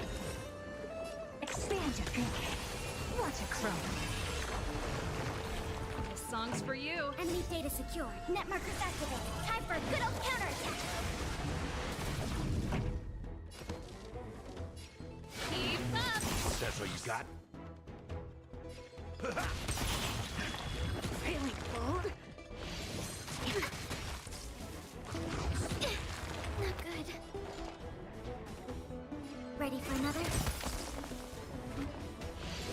Okay, that almost died. Ready to lose yourself? You can fight it, That's not good. or rock with it! Time for the main event. Turn it up! That's all you got? How's this taste? Thanks for the support. Ready to lose yourself? You can fight it, or rock with it!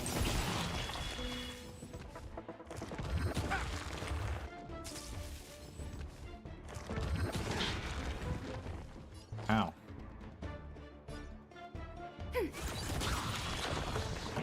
Enemy data secured. Net markers activated. Time for a good old counterattack. Curiosity. Endless riddle. Nothing but a boy.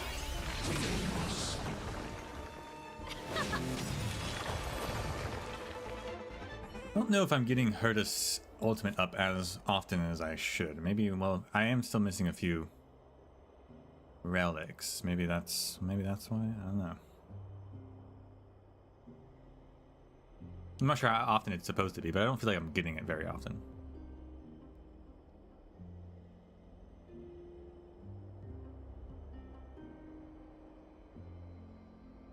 Ew, thank heavens that you are here, Savior, but how did the soldiers of Castrum Kymnos get into the city? Isn't it obvious? This is all your fault.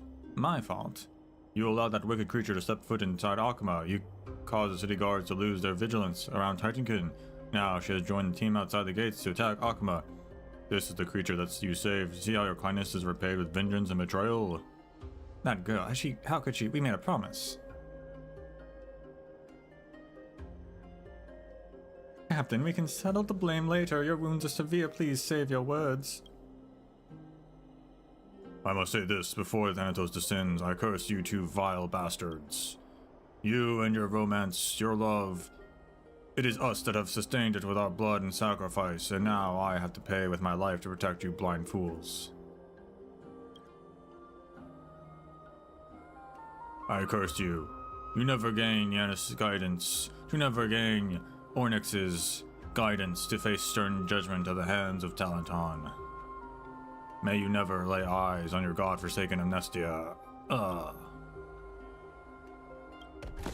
The captain collapses in a pool of fresh blood, his chest once heaving with rage, now still. Captain, Captain! Elder, he's taken by the hand of Shadow. Was this our fault? Is it only because we allowed the Titankin of Strife to enter the city? No. Calm down. No, that's not true. This is all Fate's fault. It is fate that caused us to show the kindness and mercy to the wrong person. It is fate that brought this dire ending on the captain. Oh, but how are we supposed to cast judgment on fate? The titan that presides over judgment also sits atop its throne. Elder Oenona, I am sorry. I cannot take part in this judgment. I must go. Someone is waiting for me outside the city. You're going to desert us? You're going to flee with that titankin that is attacking our city as we speak? Paris, you must not allow yourself to be bewitched by this bringer of calamity any longer. I have already allowed you to make one mistake. I cannot allow you to continue. But if you side with her, you will forever bear her sins. You'll become a villain, hated by the people of Okhema for eternity. But Furthermore, the garrison guards will all place the death of Farlock on you, on both your heads. They may even bring you back to Okhema and see that you receive the most brutal of judgment. But if I don't have her, who else will help me escape my terrifying duties and responsibilities? Who will believe my stories and go in search of Arcadia with me? Me. Paris, my hero, I'm here for you. Why would you give the golden thread to a vile, evil creature like that and not return it to its original owner?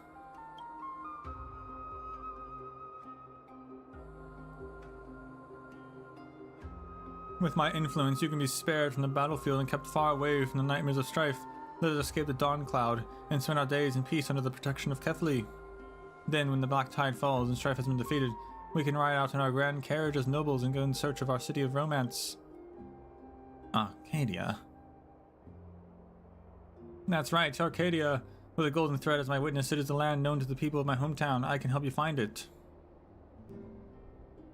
A homewrecker knows when to strike. How dare you slander me like that? I am the original owner of the golden thread. Am I not far more suited to accompanying him than that monster?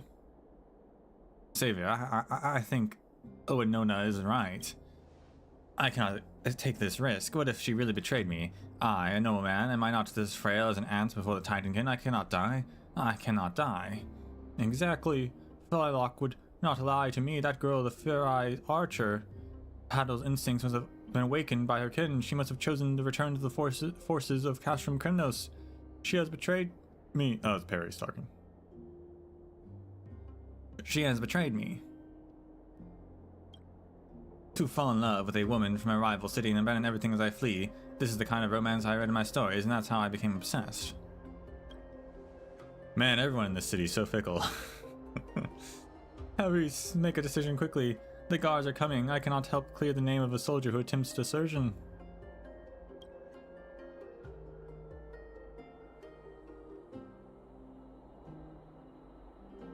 Oh, I cannot bear the blame of betrayal. Oh, Nona, my lady, come and aid me. Fear not, Paris. I'll keep you away from that bringer of catastrophe and help you find the land of your dreams. Forget that liar, okay? Thank you, Onanoa. Thank you for saving me. Surrounded by the sounds of the fighting outside the city, the two embrace as if wrapped in an unseeable cocoon. They stand beside the corpse of the captain, his eyes open past the precipice of death. The smiles on their faces are forced as fear devours, and any joy in their eyes, though their faces are beautiful, there is something distorted about this image. Partner, the memory here is starting to fade. The statue lady doesn't know what happens after this, so we cannot investigate any further. However, what does this mean? Is that everything that happened here? She knew it was coming. Receding memory. On the outskirts of Okhema, the soldiers wander in doomed madness. Man, I feel bad for this Titankin. Listen, listen now. Listen quick. Listen. There is a familiar voice in your soul. It is strife. Strife has come. The golden blood you were gifted begins to stew, and the fated desire boils up within you. Will you respond to the call of your soul and throw your body into strife, or will you hold onto this golden thread and escape into the distance ahead? I don't know. Both of these paths are my fate. One is my strife, and the other is his romance. But the roar of your instincts deafen you on the battlefield, so you will still opt to fire the arrow of strife that you wield.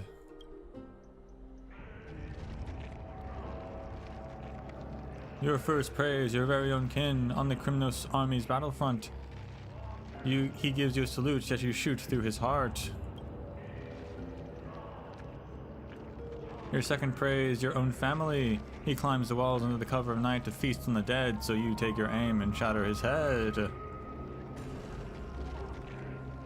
Number 3, number 4, number 5, you ceaselessly hurt your own kin without stopping for rest, yet your bow never aimed at a citizen of Okhema.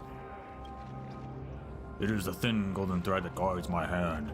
It will not allow my arrowheads to pierce that fragile romance.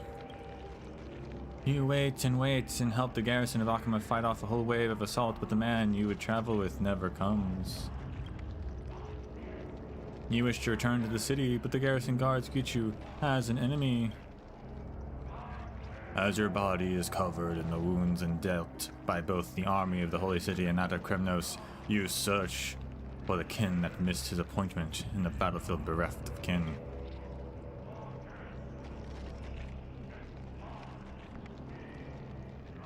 Paris. That girl, the Fury Archer's battle instincts must have awakened by her kin. She must have chosen to return to the forces of Castrum Krymnos. She has betrayed me. That's right, you are a traitor. You betrayed Castrum Krymnos and your family. Then you set to abandon the holy city that saved you. You are exactly the traitor they made you. Fear not, Paris. I will protect you. I will keep away that bringer of catastrophe and help you find the land of your dreams. That's right. You bring calamity, and you cursed Okhema to fall. The city was kind to you, but you brought strife to them all. Let me cut this golden thread on my arm. I cannot have the traitor following us. Now the thread is cut. Your hand will never again hold silver trinkets, kitchenware, and tapestries. All that remains are arrows and weaponry. Now there are no more choices open for me. Only one path of fate remains. Go to the strife. From that moment on, I have been into a long dream.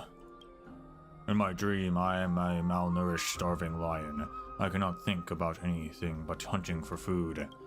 So I hunt, devour, and kill endlessly. I feel the biological sensation of hunger for the first time, so I swallow silver jewelry, cooking stoves, unfinished tapestries.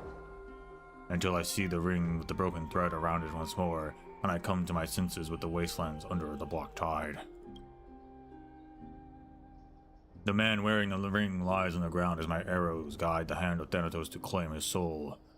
The woman who traveled with him abandoned him. Their extravagant carriage decked with flowers seeped or sped away from his corpse without ever turning back. To this day, I still do not understand what this romance is that he spoke of. The divine works in mysterious ways, and they care not for what the mortal man prays. An expectation is impossible for one to make real. When we know not where we're going, our path is revealed. This is how it ends.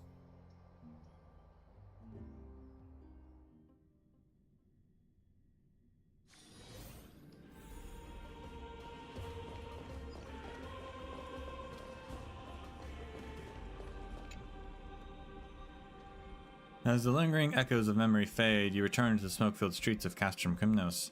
You've never found Arcadia, and Paris will never return, but the nameless Titankin still lies before you, murmuring. This story ended differently than how I imagined. Paris. As the Titankin's speech grows weaker, you bring your ear closer, hoping to hear her final words. Arcadia, Arcadia. Where could it be? The Titankin utters nothing more as she falls completely still, as if she had become a real statue. Partner, her memory, it disappeared. Having lost her life, the Titankin's body is no different from a pile of rubble.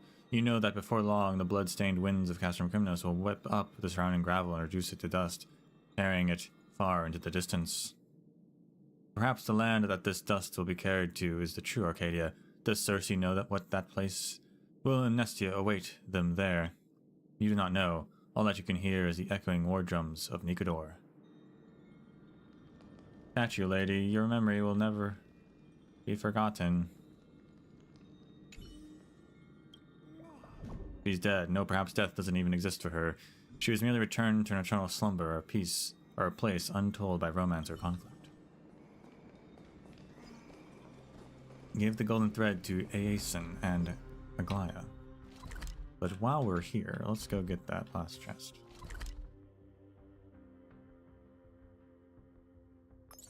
Where was it? Oh, it was in this place. It was in a battlefront, not the other one. Either way, go grab it.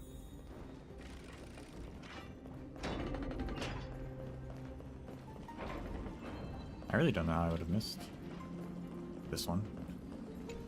But I did. And the nymph. Wow, I really did not look in these corners, huh? Crick, crick. When it comes to building design, there are three things to consider. Fairness, fairness, and fairness. Just like the two ends of a scale. Suppose there is a treasure on one side on the stairs, then so too must there be something on the other side, like a bug. That's all the chests here. Still have 3 more nymphs around. All the chests are here in the other Crimnos. Still 2 more nymphs. All the chests are there. All the nymphs are there. I got all the nymphs here, right? No. Still 3 more here as well.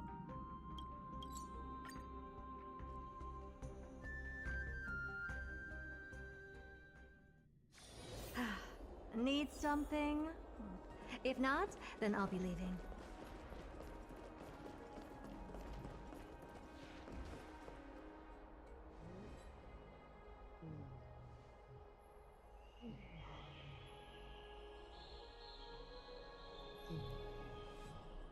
Lady Aglaya, please wait a moment. The hero from afar has already set forth.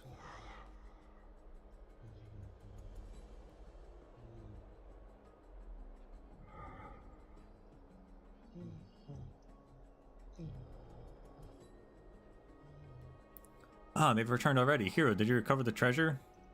This treasure is truly precious. Thank you for your hard work, dear guest. I never expected that this task would have fallen to you.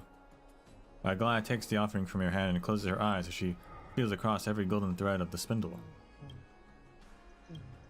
Captain Harrison, I have unfortunate news.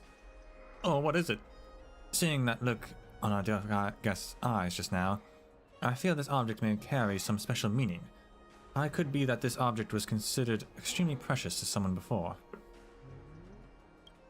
However, if you're to judge it through the eyes of reason, it is neither divinity nor value. It is no more than a simple and unremarkable dyed thread.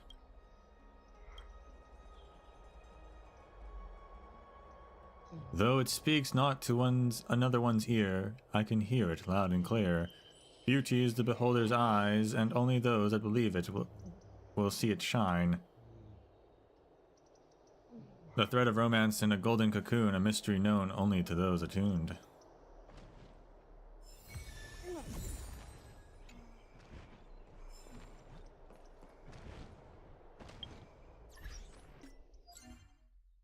There you go.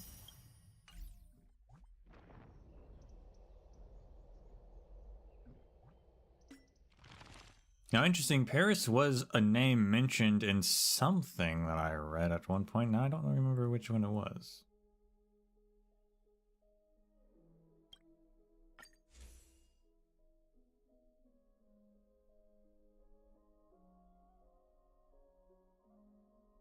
I wonder if it's the same Paris.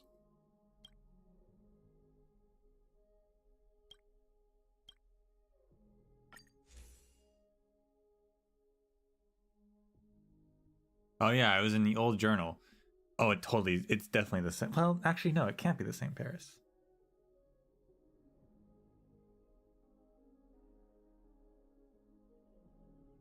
Because this journal is Lipos's journal, which is that kid. And he was saved by Paris, and then Paris abandoned him, which totally fits Paris's character. But also that doesn't make sense, because I feel like if Lipos is a kid, that story was from long ago, unless Paris was an old man when he saved Lipos. But also, Paris was killed by the Titankin, so might just be a coincidence.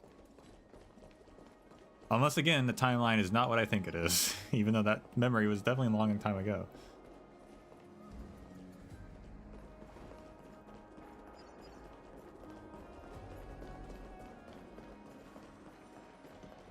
Was there a quest in this area?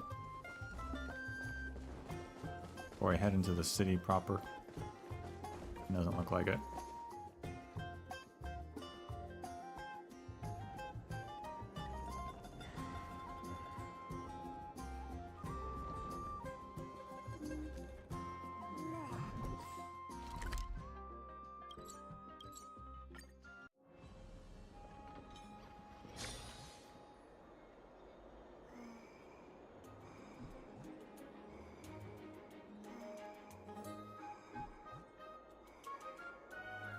Who has stuff?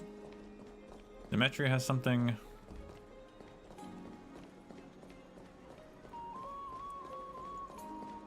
Running girl has something.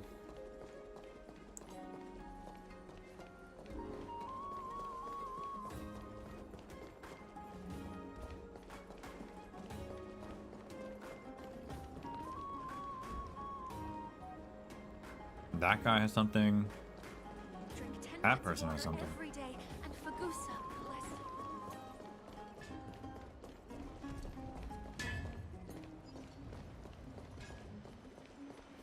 Never save for tomorrow. I think that's everyone. Today. Unless there's something on the roof. I don't know how you're supposed to talk to that girl. I heard that he's a believer of sadness. Serena.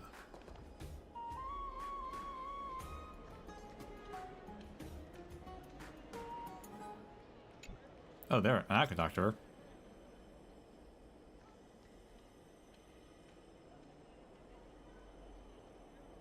What a great day, mister. How many breaking news alerts do you plan to listen to?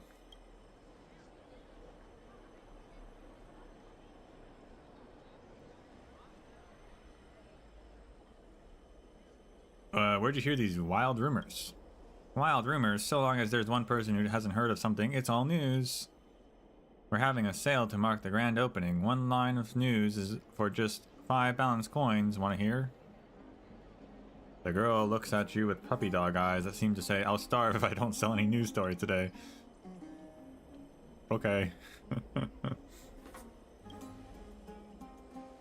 Thank you so much. Well then, I'll begin. The girl tells a series of outrageous stories, such as Nikodor falling in love with Talenton and fighting Joros in a love triangle. Who knows where she got that? The story lasts for at least 10 minutes. Perhaps the light in Okhema has been impacting your sleep. But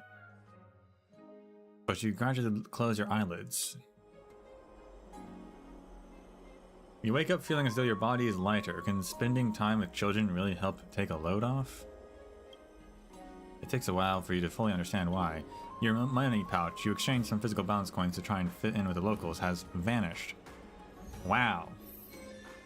I had to find and interrogate that kid. Maybe someone around here has seen where she ran off.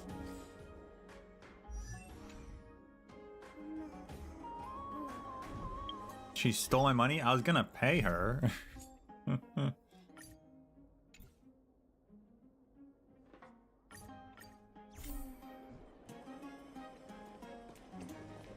I would have overpaid her too.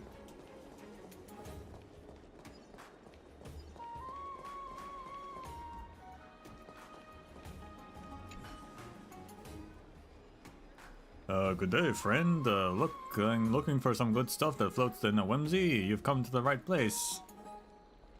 Have you seen a child running around?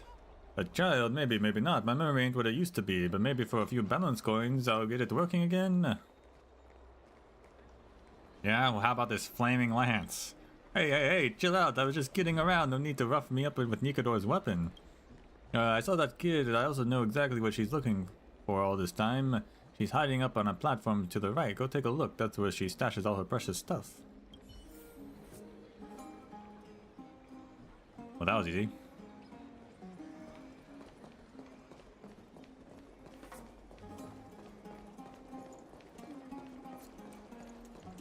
Does it really work?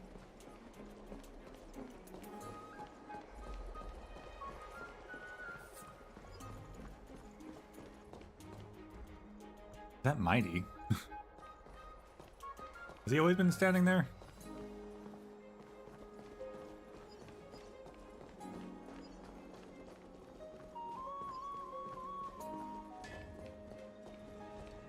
Must be her hiding spot. I guess she hasn't made it back here yet.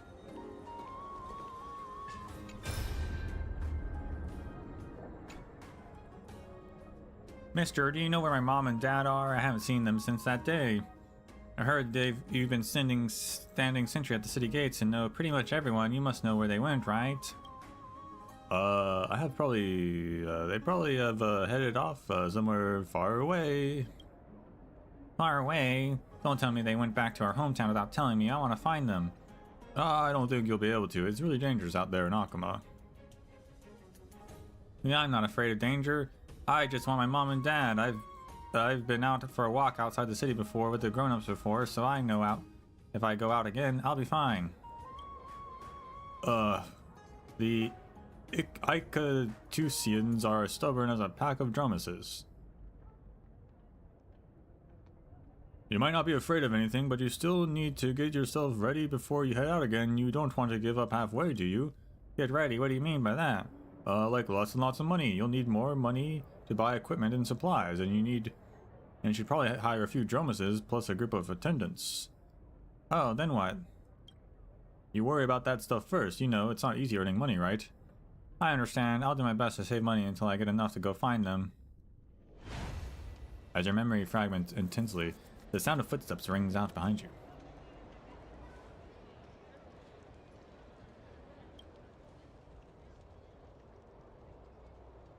Hello. Granddad Zagreus, I pray to you one last time. Please make my legs lightning fast. Oh my gosh, she's running.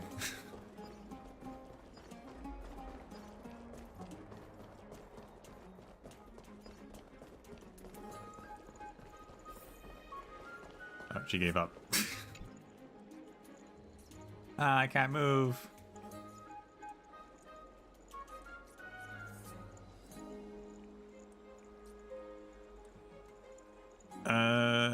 Give me my money pouch back. She throws the thing she's holding in her arms at you. Your lost money pouch. Not a single penny is missing.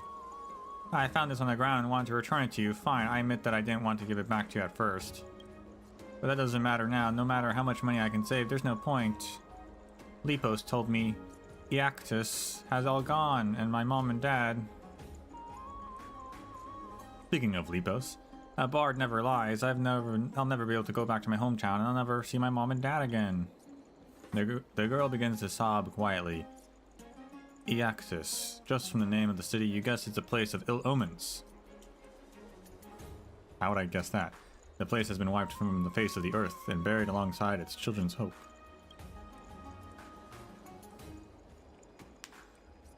The girl tilts her head to one side and looks down at the market. It's hard to tell whether she wants to join in.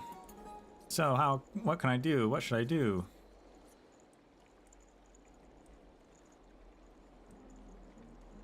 I don't know, go learn a craft? Or read books, either way, I guess.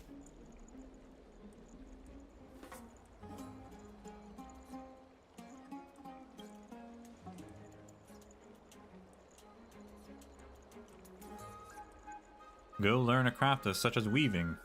Even if you're no good at it, you'll still be able to support yourself as long as you work hard.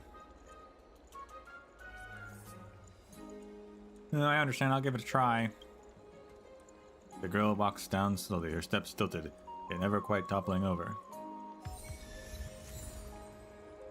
Well, that's it.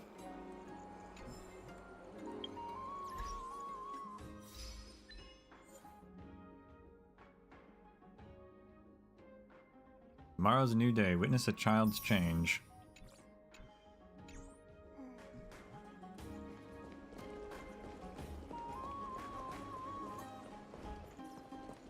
Does it really work? She's skipping now? No, that just looks like her. That's not the same. Good.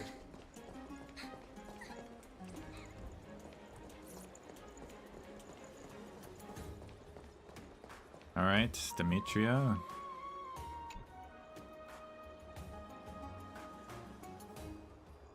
Hecate. Don't worry, I'll be there as soon as I can. Great, good kid. Thank you very much. You can blame everything on me for being so useless. I'll just be a burden once we leave the city. Please don't say that, Auntie Demetria. You just hold on and I'll be right back.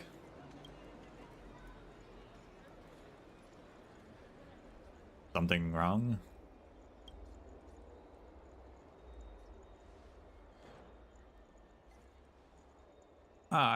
It's you there, youngster. Sorry, but I have something urgent on today, so I'm not opening up for a while.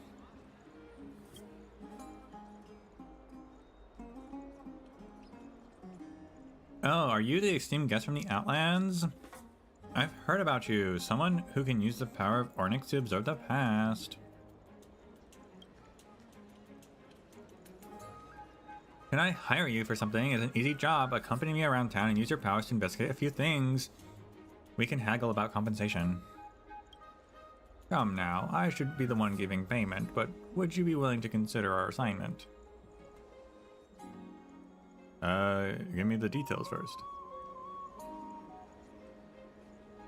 My daughter, Persephone, left town about 6 months ago with her husband, Hades, spelled with a Z, it's different, you know, and an expedition team, and they have yet to return.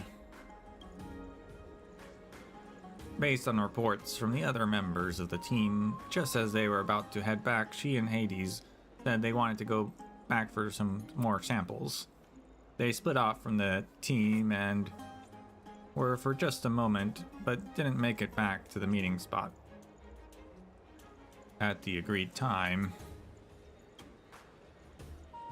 Worried that something happened to them, the other team members frantically searched the area, but were unluckily met with monsters on the Black Tide, which forced them to flee for the time being. They went back many times later. I've been looking for them everywhere too, but... And then just yesterday, I had this dream where they were arguing in a makeshift camp they'd rigged up together, which might be where they disappeared to back then. It had to be a revelation sent to me by Ornyx. Once she heard about this, Auntie Demetria asked a few more adventurers to go find them, and they really did find a makeshift camp, just jury-rigged together, just like in the dream, but with nobody in it. So I asked Hecate to check on things for me. No matter what, I just need a resolution for myself.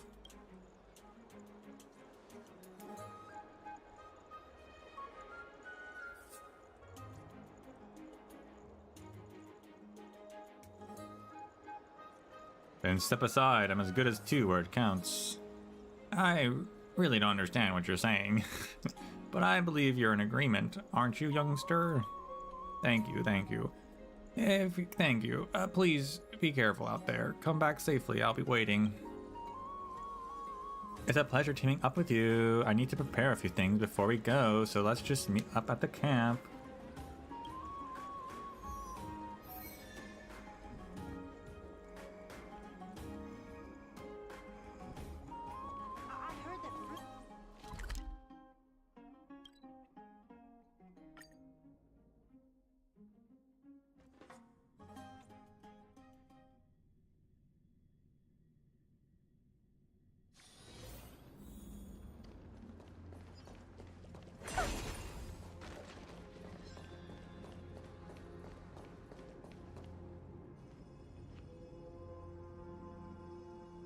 Right here, I just did a basic check of the perimeter, and there's nothing dangerous or any new discoveries out there.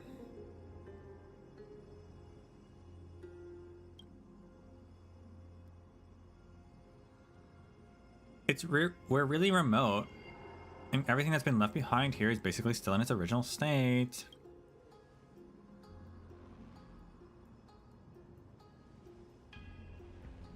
I didn't rummage around out of respect for your ceremony, so let's get started on that right now.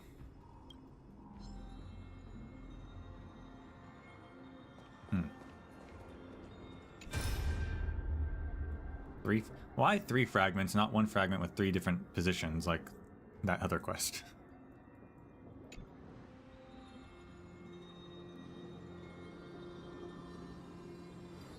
What the heck are you thinking pulling a stunt like that?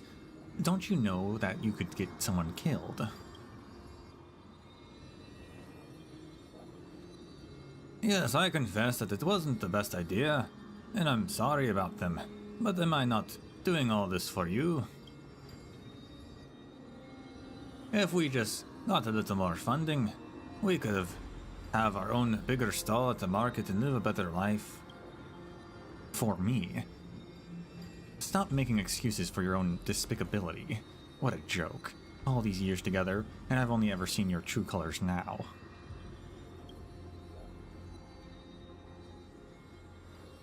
Stop being so unreasonable. It's just replacing some not so important supplies. I know when to stop. And besides, the Radaman is the one who directed everything. I'm just an assistant at best. Okay. Stop going on about that one thing already. It's people like you who just sit around in the garden researching all day who have no idea how stressful everyday life has become. Can't you just think about me once in a while? Forget about it. I don't want to argue with you. Let's just both calm down for a second. After a lull of silence, Hades leaves. Persephone watches as he goes. You pick up a small cushion and weigh it in your hand to discover that it's heavier than it looks. As you try to open it, there's a slate inside. A slate that is hidden by Persephone within the cushion. Its contents appears to reveal why Hades acted against her.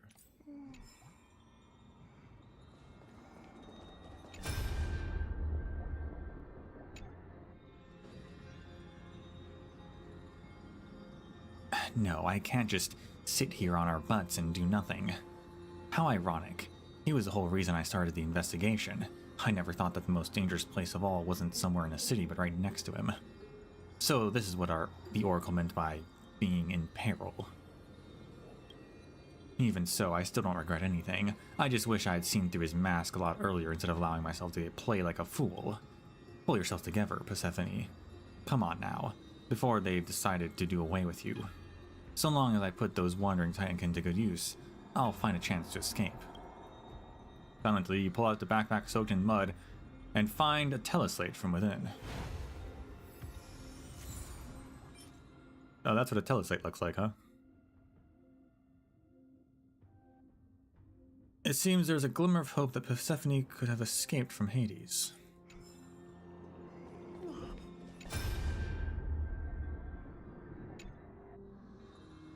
So, Persephone attracted them here. I really can't keep her around anymore. That's weird. Why is the scroll not working? Radaman, you would dare scheme against me? The memories reach an abrupt end. The last thing you sense in your mind is the man's hoarse screams and his face of despair. You pick up a tattered old scroll.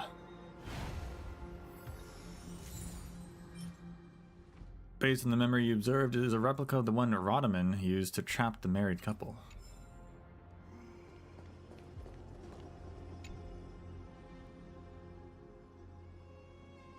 Find anything?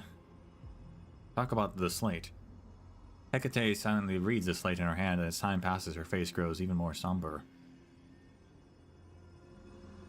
Ever since last year, we've had problems with many expedition team supplies in the city, including emergency rations nearing an expiry date, grass and weeds, mixed in with medicinal herbs and defective scrolls. We started investigating burglaries early on, but we never made any progress. That Radaman was a gardener in the Garden of Life, just like Persephone. He was always an upstanding kind of guy. I never took him for. And as for Hades, I always knew that guy was a crook. Talk about the teleslate. You fill her in on what you just saw. Her lips tighten and the color drains from her face. You notice her hand holding the teleslate starts quivering. She unlocks the teleslate with an experienced flick and searches around for a while. It's a record of the entire dispute between Persephone and Hades, including how Persephone exposed Radaman's crimes and Hades' weak defense. Good girl, Persephone. You really are good, brave girl, aren't you? I'll help you take this evidence back so everyone knows the truth. The scroll. You recount to Hecate that you just saw, who replies with a big, snarling laugh. Ha ha ha. Serves him right. It really does. By Talenton's grace, that's what he deserves. She later calms down enough to point at the scroll you're holding. This thing is called the Light of Aquila, and it releases a big ball of light out of the scroll after you used it. It's quite bright and noticeable. Since teleslates can't be used outside the city, people often use these kinds of scrolls to send messages and confirm locations. This one's obviously defective though, and no one uses and no use at all. They have scrolls that can shoot out light.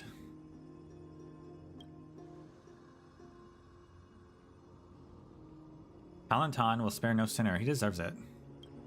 However, now that I think about it, if Radaman was involved, I'm afraid his original plan was to get rid of both the husband and wife. Is that all there is? Alright, let's go through what we know once more.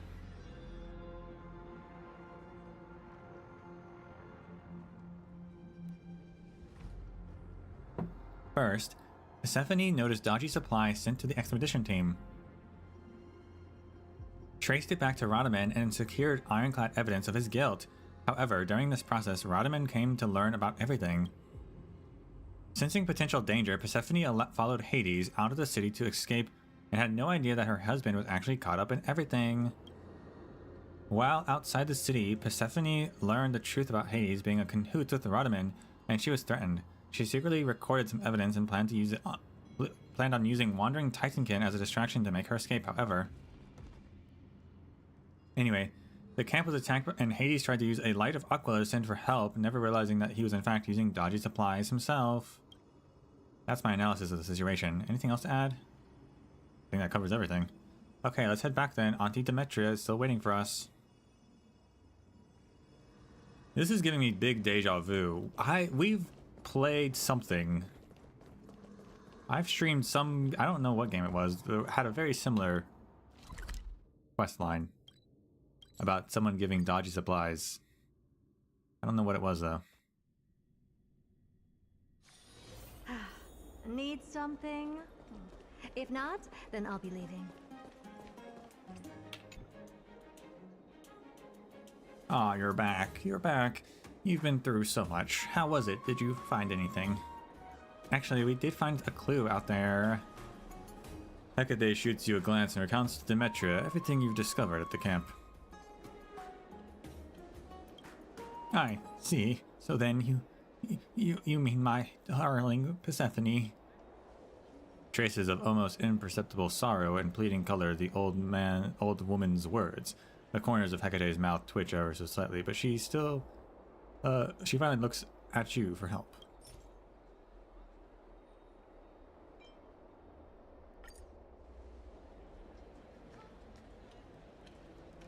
The way I see it, Persephone probably wasn't killed by Hades.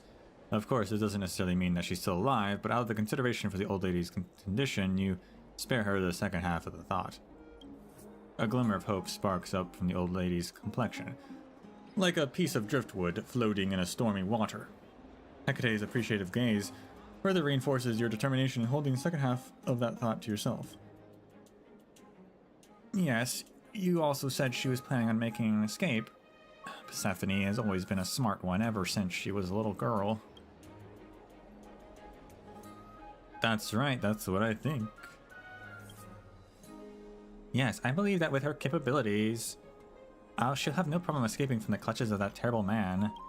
Persephone just has her reasons, whatever they are, for why she hasn't made it back yet. Yeah, that's it. That's definitely it. My Persephone is still alive.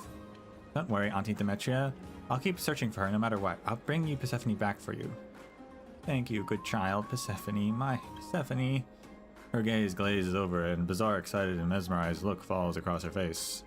Auntie Demetria, let Auntie Demetria cool off for a while. I personally need to cool off too. Great work. Thank you so much. Here's your reward.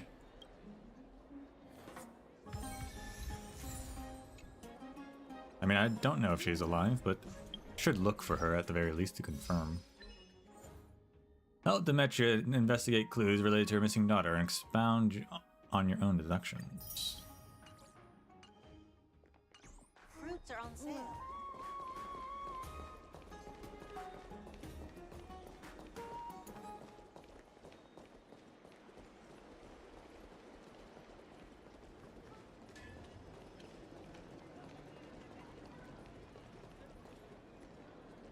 Kaylock, field making merchant.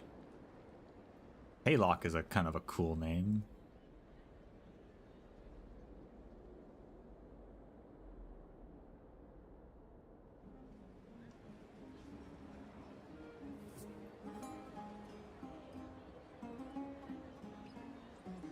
Hecate is also a good name, but that's just like, that's not a unique name. That's just a name.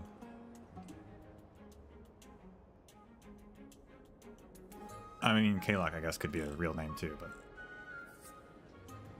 I've never heard it. A market wouldn't be one without its hustle and bustle. Even so, the Memorial Market today has seen way too much foot traffic. What exactly happened to make that discerning and composed people of Okhema stop in their tracks and form a huge crowd that blocks the road? You squeeze past the crowd and emerge into the fray of commotion.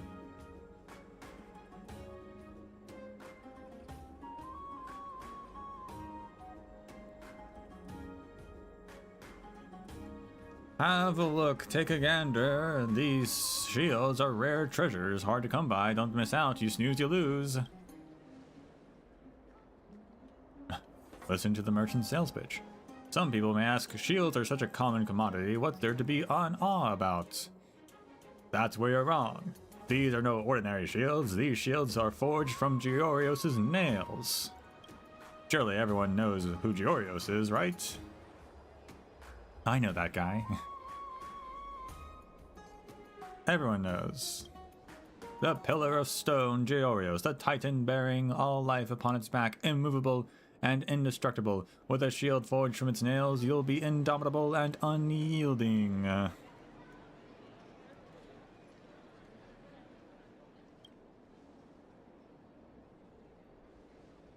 There's even a prophecy stating, even if the black tide drowns the highest peaks, fills up the deepest ravines, only it can bear our last hopes, pass on the kindling of life, and usher in a new age. That's a load of divine pull. This customer is a saint for supporting my business. Shall I pack up a shield for you? Give me one. Good eye, you've spotted a treasure for sure. It can't be damaged even if it were hurled off a cliff or of the abyssal fate. There wouldn't be a scratch on it, even if 100 Dromases trampled over it. Even Thanatos would sigh in resignation in the face of this shield. I dare guarantee that no weapon in this world can shatter this shield. Feel free to test it out if you don't believe me.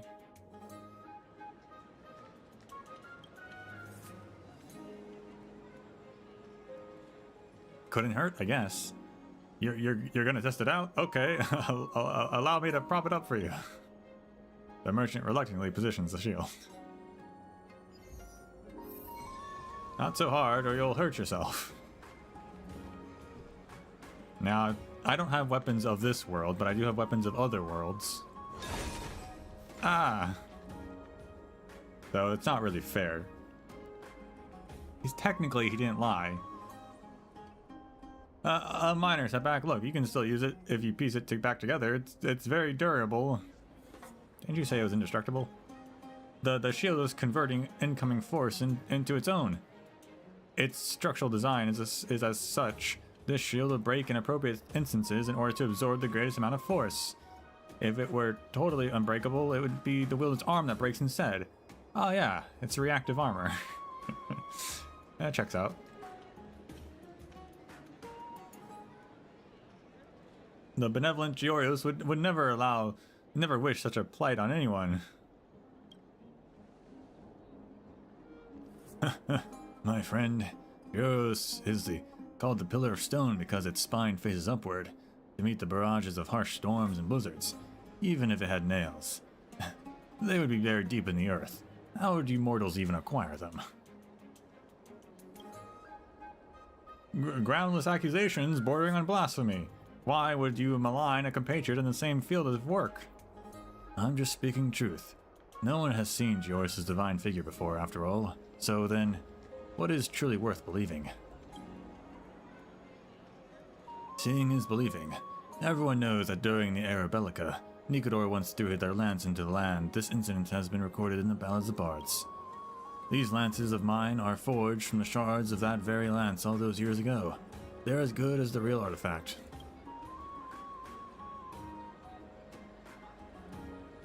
Another wild film flamer has appeared.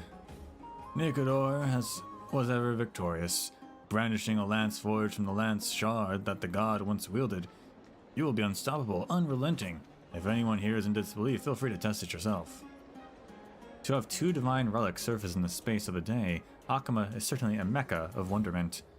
The Eternal City certainly lives up to its name, and to harbor such an impressive arsenal. Interesting to use mecca as a metaphor.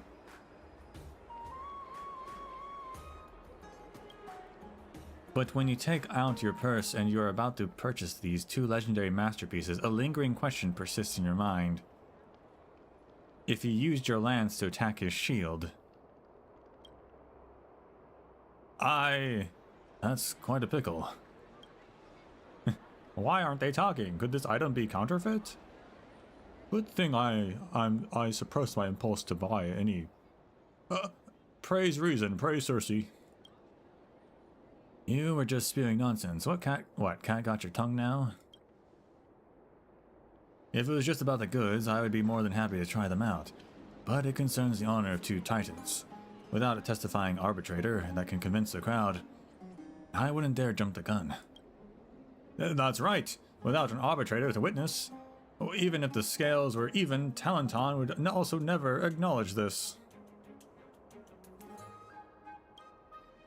There's no such arbitrator around here. Let's find one. Let's ruin these two's whole day. Hi, Cartoonist. Passing by to purchase masonry materials, I am. Crowded and noisy, for what reason is it so? You can't be sure who will win exactly, but you're absolutely certain that no one knows arm forging better than this grand craftsman. So you elaborate the details to him. Weapon forged by titans. Impossible it is, but observe willing I am. The unstoppable lance versus the immovable shield. That's a cliffhanger right there. You want to make a bet? Zagreus came to me in a dream yesterday saying that my fortune would be delivered today. If I don't nab this chance, it'll surely pelt my head with coins, and demand to know what's stored inside. With the current situation, the supporters on both sides are about even right now. You could consider it. I bet on the strongest lance. An item's value lies in provenance. Compared to Joris's nail, Nikodor's lance sounds much more plausible. You're sure that this extraordinary lance will shatter the shield's defenses.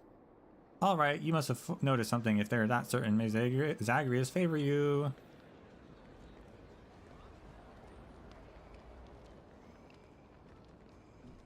I just think like the shield would probably break before the lance does. What are we doing? We're talking to these guys? You really found one? Okay, yeah. A paltry matter that still doesn't deserve the attention of the Grand Craftsman. Interested I am in this matter. Polite refusal, no need. Oh, the Grand Craftsman is personally preside over this. We are at a loss for words. Stop stalling. Thrust the strongest lance at the strongest shield. A crisp clang and the lance and shield both shatter the instant they touch each other. Both have been broken. Could these be counterfeit? Someone call the guards. Have these two charlatans arrested. Some customers may ask, why did the lance and shield break at the same time? The answer appears complicated, but it's quite simple. The power of both titans are equal, so the outcome is naturally a stalemate. Hey, even Zagreus' disciples will blush at your ability to lie through your teeth. That's right. My lance met the shield. Did you expect, or did you feel like your eyes were shrouded, perhaps not even able to see the actual clash? That's the explosive remnants, the power of the titans. Ah, you're pretty good too. I understand now. Not accurate the duel was. Strike an ordinary shield with the strongest spear, one will. Strike the strongest shield with an ordinary weapon, one shall. Understood. The method of control variables. Act in haste, do not. Truth. Or before truth you see. Act later, not too late it is. After the truth is revealed. The Grand Craftsman's words ring true. If weapons blessed by titans directly clash with each other, both would surely be severely damaged. But against commonplace weapons, the outcome would be vastly different. But I already tested the shield. Both merchants follow the instructions.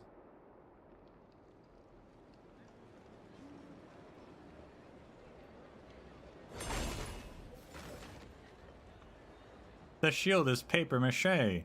It's as brittle as a bath tile. It shattered again. What is this godly light? Could you be Nikador itself? Again, let's see how you do against 3 of them.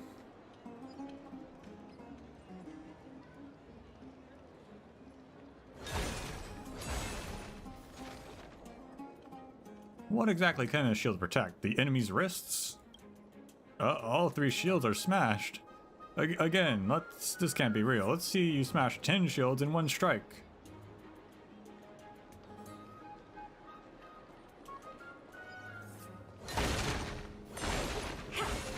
I don't think it's actually possible to do in 1 strike. Again!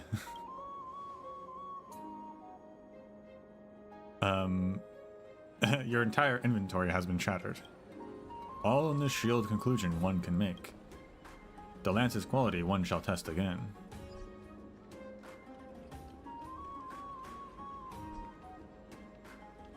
Do as cartoonist suggests and test the spear against a normal shield. Did I just break the shield? How does this work?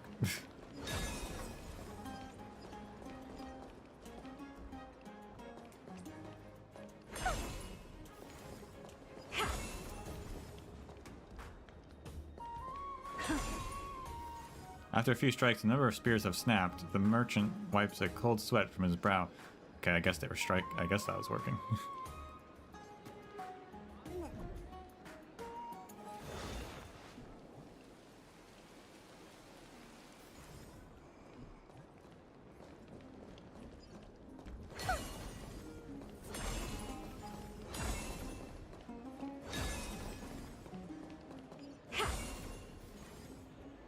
Yeah, okay, I guess we were just hitting it over and over again.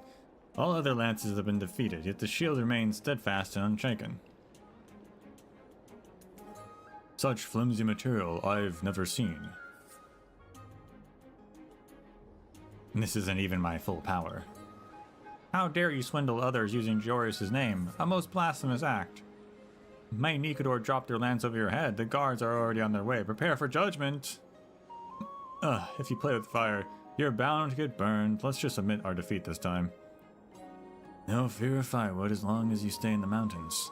A moment's mistake isn't the end of the world, and there'll always be another time to rise again. I hope your licenses get this suspended.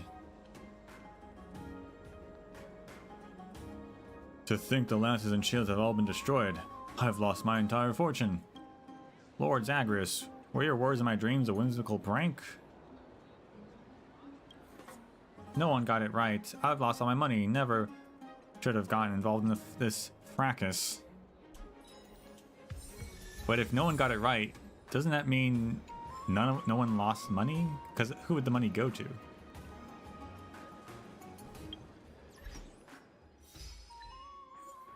The Victorian Blues paradox. Bear witness to the outcome between the strongest shield and the strongest lance.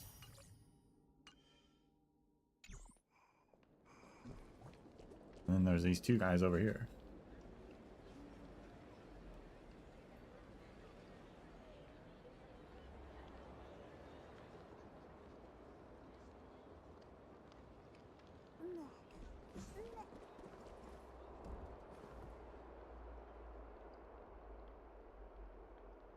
Undefined concepts shouldn't be used in a debate. Then no one would be able to utter even a single word. My dear Parmenides, please tell me, who are you? Where have you come from? Where are you going? I am Parmenides of Icatus. My faith is the earth is as firm as the divine body of Georios. I have come from Marmorial Palace. Now that I have washed my body and mind, I shall head for the city gates.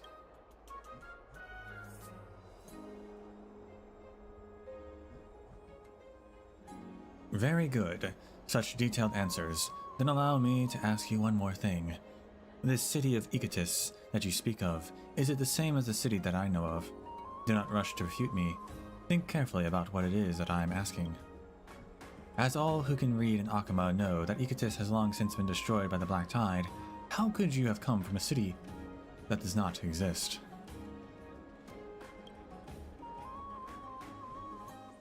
I made a mistake in my last remark. I originally came from Icatus, and that is my home. Before the Black Tide descended, I took all my worldly belongings and fled to Okhema. I come from Icatus that has not yet been destroyed. This point is absolutely true. Are the Icatus that existed before its destruction and the Icatus that has now been devoured by the Black Tide the same thing? Of course, no matter what time we speak of, Icatus is my hometown. The Icatus that existed before its destruction remains in your memory, yet you can go to the Icatus that has been devoured by the Black Tide at any time.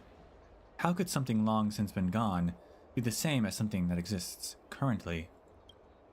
Are you saying that I can neither see it with my eyes nor feel it with my hands? Then does it not exist? If that were the case, nothing would ever exist in this world, as everything is in a constant state of flux. There would be nothing for us to discuss. Of course. Are you trying to claim that the Icatus in your mind will exist forever, whereas a visible and tangible city is not as much a certainty as the one in your imagination? A meaningless argument. Your line of questioning is conflating two different concepts with each other. To think that such an argument lacks meaning is no more than mental laziness. In fact, this relates to everything we see in Amphorius. We have never seen the true form of Kefali, yet we are certain that they support the world of Okhema. We do not understand the words of Orynyx, yet we stubbornly believe their prophecy. We have never experienced death, yet we assume the existence of Thanatos. People are always drawn to these grand and fantastic ideals, yet they are unwilling to reflect on their implications. It is not that I am unwilling to reflect. I am unwilling to shake the very foundation of thought itself. My friend, you have overheard the dispute for some time. You must be a fellow scholar and lover of wisdom. If you are interested, then why not join our discussion? We would all be interested in hearing your view.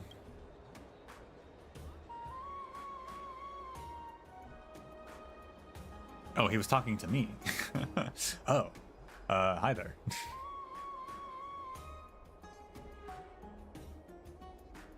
Why don't you introduce yourself?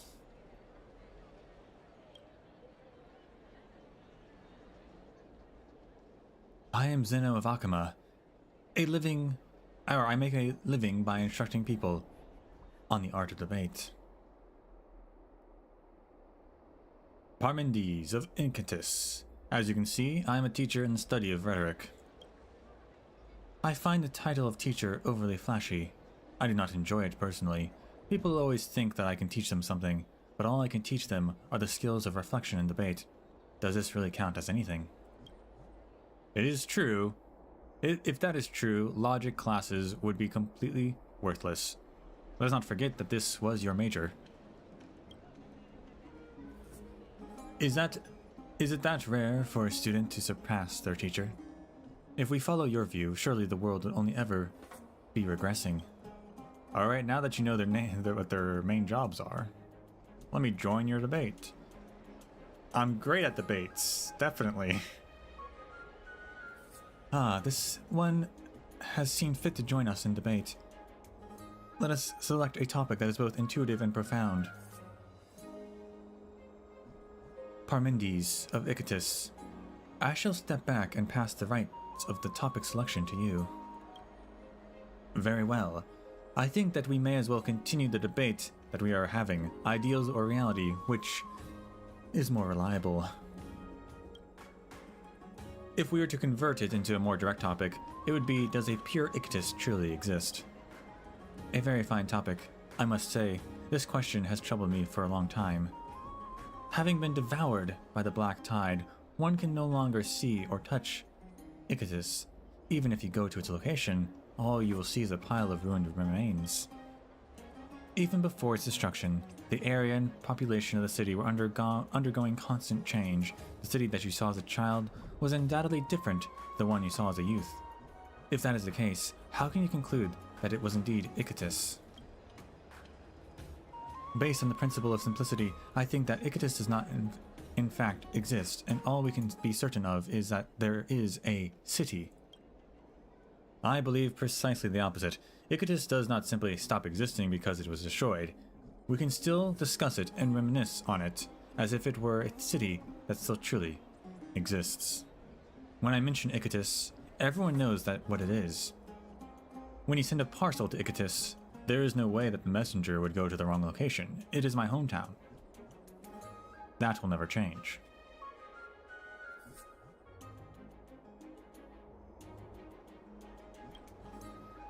Icatus must exist. Otherwise, when we discuss Icatus, how could we possibly understand what each other is referring to? We have both stated our views, so wise one. Which side would you like to debate for? Debate on the side of one perspective.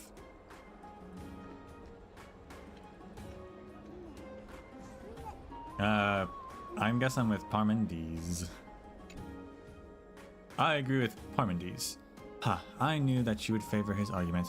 If Okhema were to publicly doubt the truth of Icatus' existence, it would certain to incite outrage. I do not mind, however. I am willing to defend my theory. Listen, Icatus cannot be known through our senses, and we lack any method of observing it. It is no more than a lie created by the imagination of mankind. If there is no real existing evidence, how can you prove its existence? Your theory is flawed. Your means of refutation is flawed. Icatus does actually exist.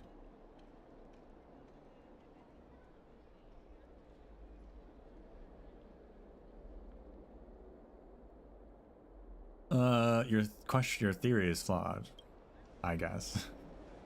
If we cannot detect something through our senses, does that absolutely deny its existence? If a blind person cannot see your face and a deaf person cannot hear your words, can we then infer that you do not actually exist? If there were another one on the other side of Amphorius that had never had contact with Okhema, then according to your logic, the people of this city would disappear without a trace.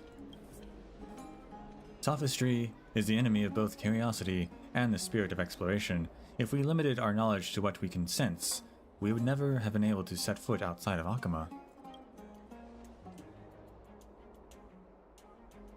Not bad. You excel in the art of debate, as expected, wise one from Outlands. You have successfully grasped the weakness within my assertions. However, you have not completely refuted my argument. Allow me to continue my point. If Icatus truly exists, then allow me to ask you, in what form does it exist? If it exists in time, then it is in a state of flow. Even the Titans will descend into madness and Ikador will fall with time. How can anything in time exist forever? If it exists in space, then it must have a physical form. Is it circular, square? Is it the same shape as Icatus is currently, or is it another obscure shape that cannot be measured? If it exists outside of space-time, then how? Then I truly cannot think of what method I can use to gain knowledge of it. Observations relies on light. Sound requires time, and words make use of shape. How can that which exists outside of space-time ever be known? Wise one from beyond, please enlighten me.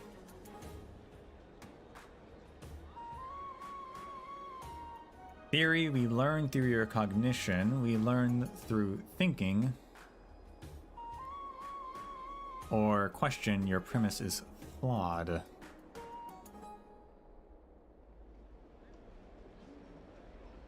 Really hard to choose which one because I don't know what I'm going to actually say. And if I actually, if it actually sounds good or not. I guess the theory is what I'm going to say. We learn through our cognition or we learn through thinking.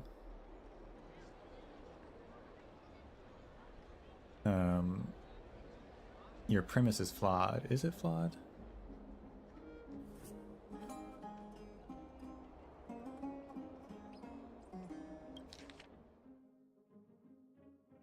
If it exists in time, then it is in a state of flow. Even the Titans will descend into madness and Ikador will fall with time. How can anything in time exist forever? If it exists in space, then it must have a physical form. Is it circular, square? Is it the same shape as Icatus is in currently? Or is it in another obscure shape that cannot be measured? If it exists outside space-time, then I can truly not think of what method I can use to gain knowledge of it. Observation relies on light, sound requires time, and words make a use of shape. How can that which exists outside space-time ever be known? I mean, I think theory we learn through our cognition. I think that.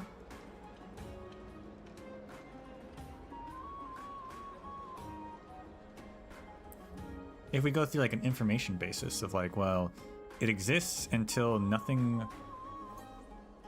one like remembers it, right? So it exists through our cognition.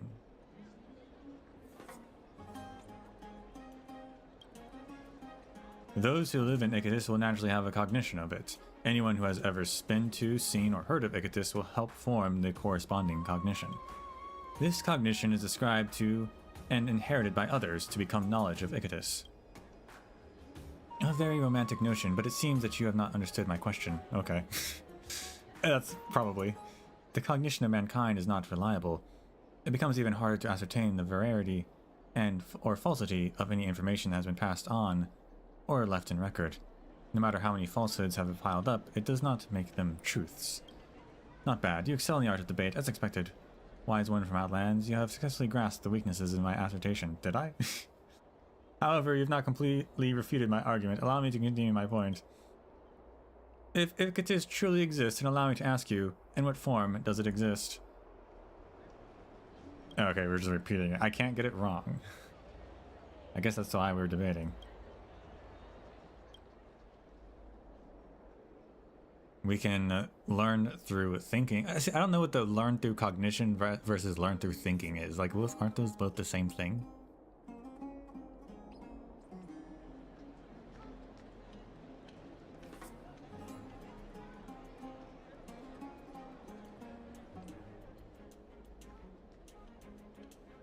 If they're the same, assuming they're the same thing, I feel like they're the same thing, then I guess we'll question his premise as flawed and see what that takes us. Because I'm curious what we'll say here. Of course, some object exists outside of time. When we measure time, we can count from 1 to 10 precisely, because the earlier numbers still exist by the time I have reached the latter numbers. I must count the earlier numbers to reach the latter. There are also objects that exist outside of space. When we measure space, we have to measure the distance between objects and compare their locations in space. We can only say that something is close to something else, or that something is beside something else. Time cannot be measured without numbers preceding it. Space cannot be measured without an object to serve as a reference. So does that mean that space-time is a giant box that encapsulates all things, or is it something that only has meaning by attaching itself to something else? Interesting. No matter which explanation you choose, space-time cannot serve as a reason to deny the existence of something. Wonderful. Your ability to debate is truly brilliant. If you were to join the Citizens' Assembly, I am certain that you would become an ambassador of justice. I cannot currently think of any new argument, so victory is yours. However, please be aware that my loss does not mean that your view is absolutely correct. In the end, debate is simply no more than a game of refuting the other party's arguments when it comes to the truth. Who knows if it exists? All I can do is remind people to remain suspicious of any object that has not been thoroughly reflected upon. Whether that be Icatus, the Titans, and the gods, or even a prophecy of absolute truth. Exactly. Where does that prophecy come from? The world can never be fully known. The only things that are free of doubt are doubt itself, and the fact that I am doubting. True.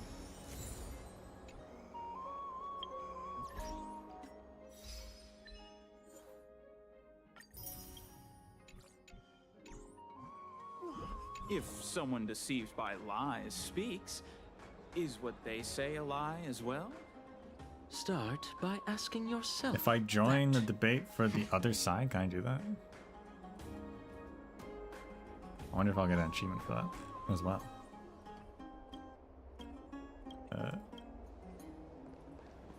Maybe later.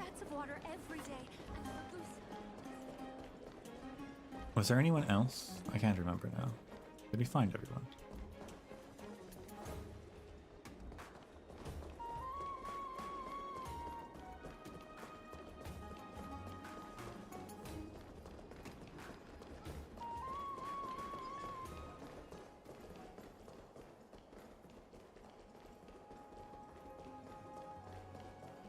There's no one in the Dromus area, as far as I remember. But there might be someone out here.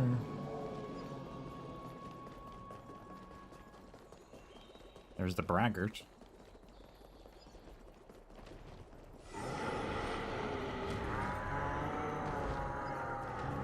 Oh, there's Lepos. He gets mentioned a lot.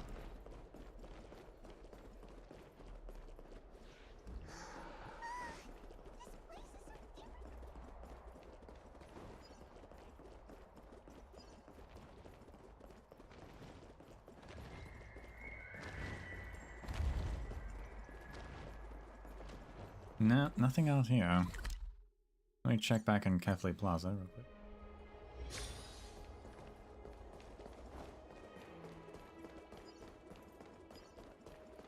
Nope. We'll have to look through for the goose or the bathhouse. Although we do have memory shards that we can probably give to the horse thing.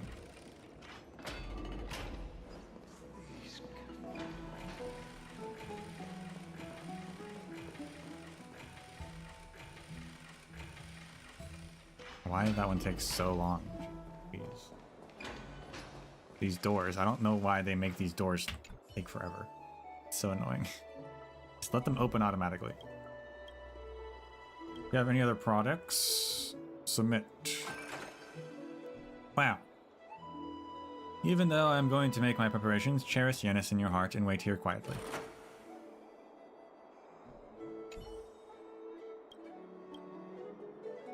Did that do something? Did I waste something? Did I get something? Don't know. Did that add more stuff to the products list?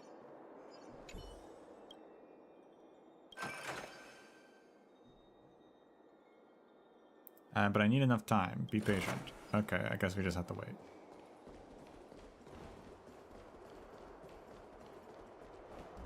What's Dad talking about?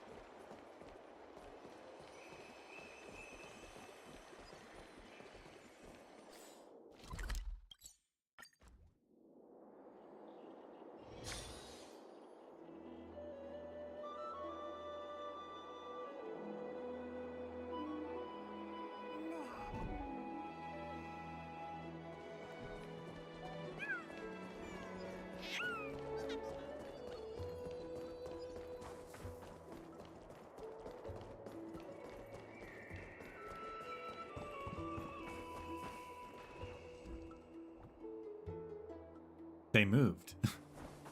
Huh. Now Trinon's here.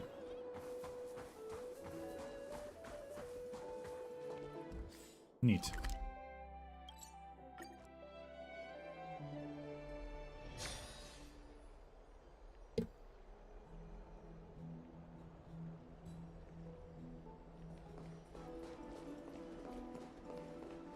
Aglaya.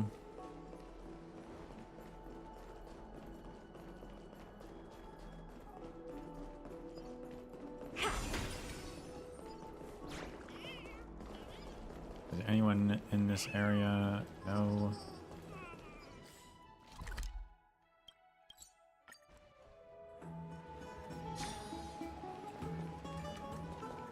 The bathhouse is so big. Aren't you coming in to have fun?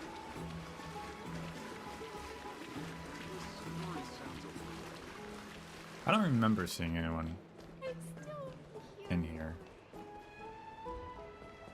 With a quest, at least. We'll double check.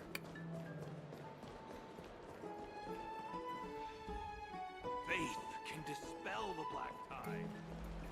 I don't know how long I'll be able to live like this. Oh, Castaresa's over here. Just hearing this melody makes me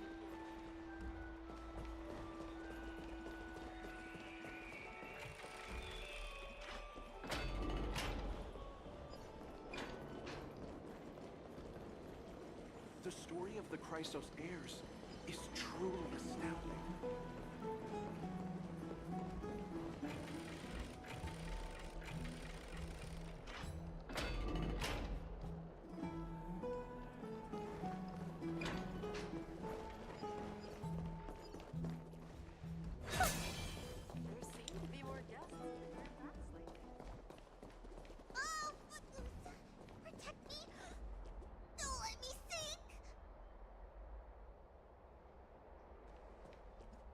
Okay, Cassandra. I saw Cassandra was in the market earlier.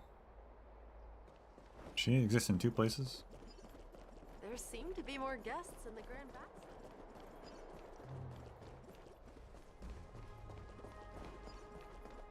I guess that's every quest. Unless there's one in, like, Castrum Grimnos.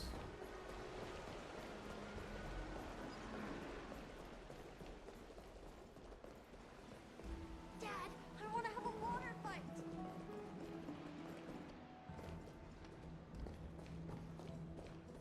The backup one.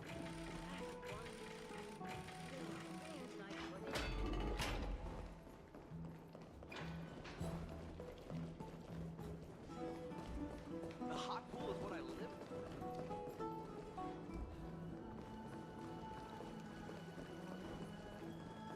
Be in awe of Jew Williams. This is the sacred beast of Bagusa. Please come.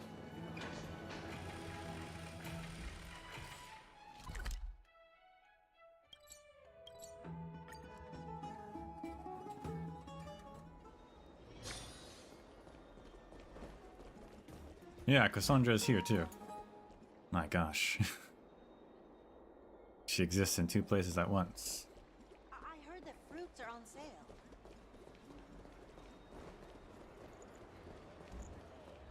Oh, there's Serena. Oh, she's working here now. Oh, it's you, mister. I'm learning how to sew from Miss Afrea. I'm not very good at it. And I'm always stabbing myself with the finger. Luckily, Miss Afrea is really patient. She's such a beautiful and kind-hearted person. If I become a tailor when I grow up, I'll never be as good as Lady Aglaya, though. Nice.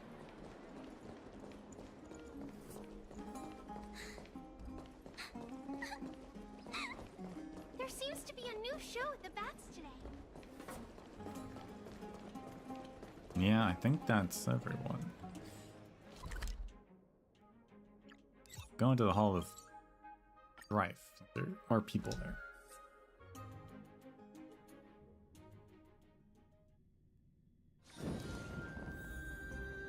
Oh, Demetria just messaged me? What the heck?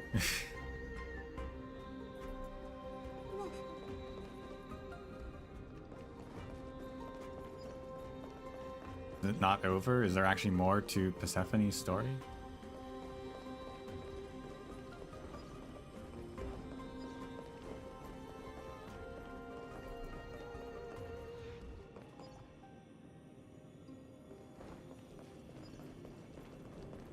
Doesn't look like any of these people have quests.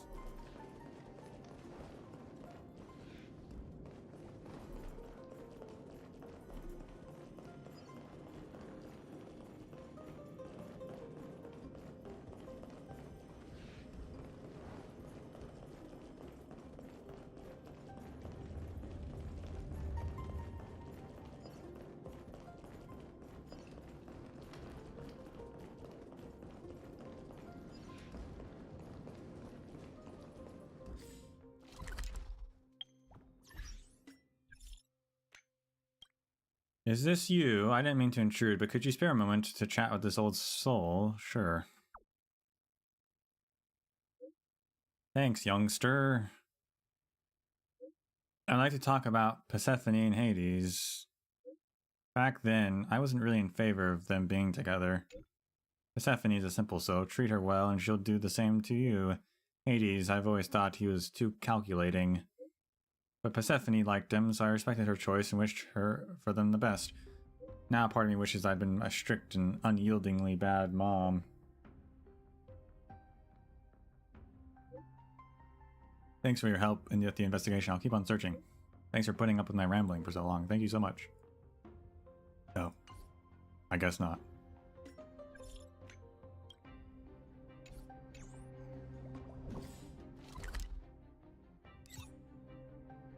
Oh well.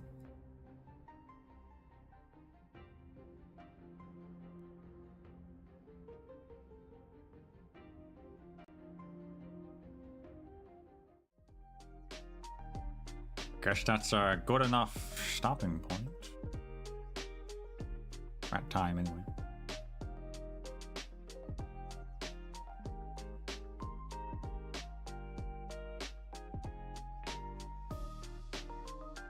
Guess all that's left is those nymphs.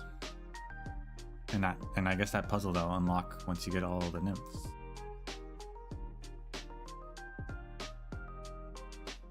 Wait, hold on.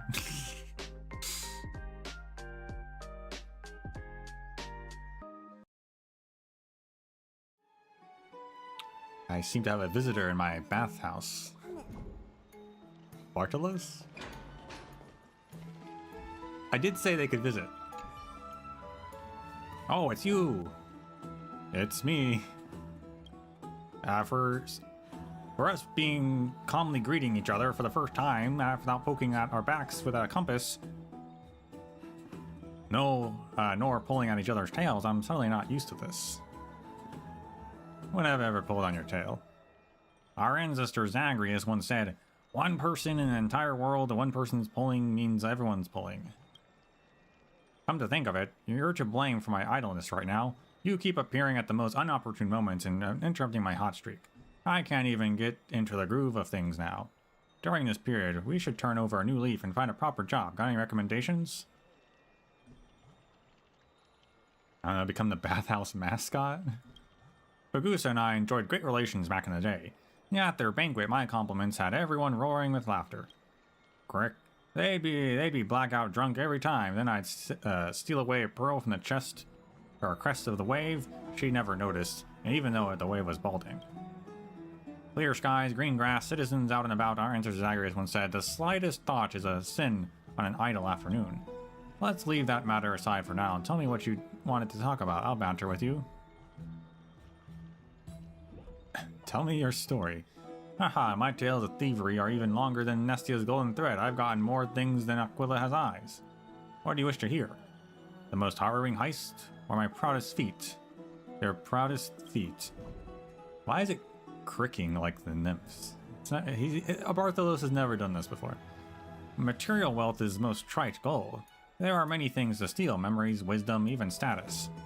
Neither keys nor crowbars are needed to steal them. Sometimes all it takes is a glib word and heartfelt gesture to have them swoon for your earnestness. I use just this method to steal an unimaginable secret, which is also the reason why I'm standing here before you. Whether you take it as truth or just as a harmless tale, that's up to you. What about your past? Gosh, you wouldn't be one of those types, would you? Obsessively digging into one's past, picking out its shattered fragments, and then presumptuously asserting that the other party has been healing their trauma for their whole life? If you're thinking of pretending to empathize with me, then pretentiously persuading me to turn over a new leaf, you can save it. I've seen you in the past. Whose legs are you pulling? Me? Obsequious and earnestly polite? Curious and full of energy? Only unleashing harsh words and a fit of prowess rage after being bullied? Do you see any resemblance between me and these phrases? Someone must be impersonating me, or perhaps it could be one of the steps in my plan back then. That must be it. We're just chatting, no need to get antsy. Am I? Nonsense. I am more than happy to acquiesce if you wish to speak on other things, but if you keep pestering me on this matter, don't blame me for what happens next. What else did Zagreus say? Ancestor Zagreus left many pearls of wisdom. Alas, people nowadays are selectively blind, only heeding Circe's words. They can't even fathom that the paltry tricks of Circe's are all that remain after Zagreus stole everything else. What do you wish to hear? Got any sayings for life hacks? Theft is but retrieving what belongs to you in the first place. That's Ancestor Zagreus' first lesson. Alright. There you go. It all already belonged to you anyway. Go steal, do crime. Heard it here first.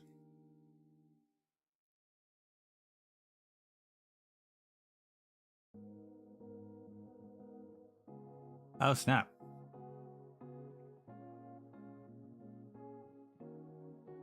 He left after I ended the conversation. I was going to ask him more stuff, but whatever. I did get a profile pic for it, though. That's cool.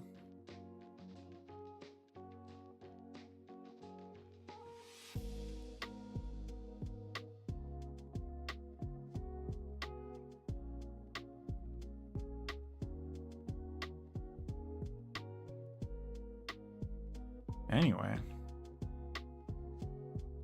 that's all for today. Next up is gonna be Arknights.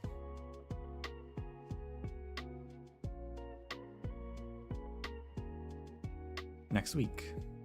But for now, thank you all for watching. And until we meet again, may the sands of time treat you well.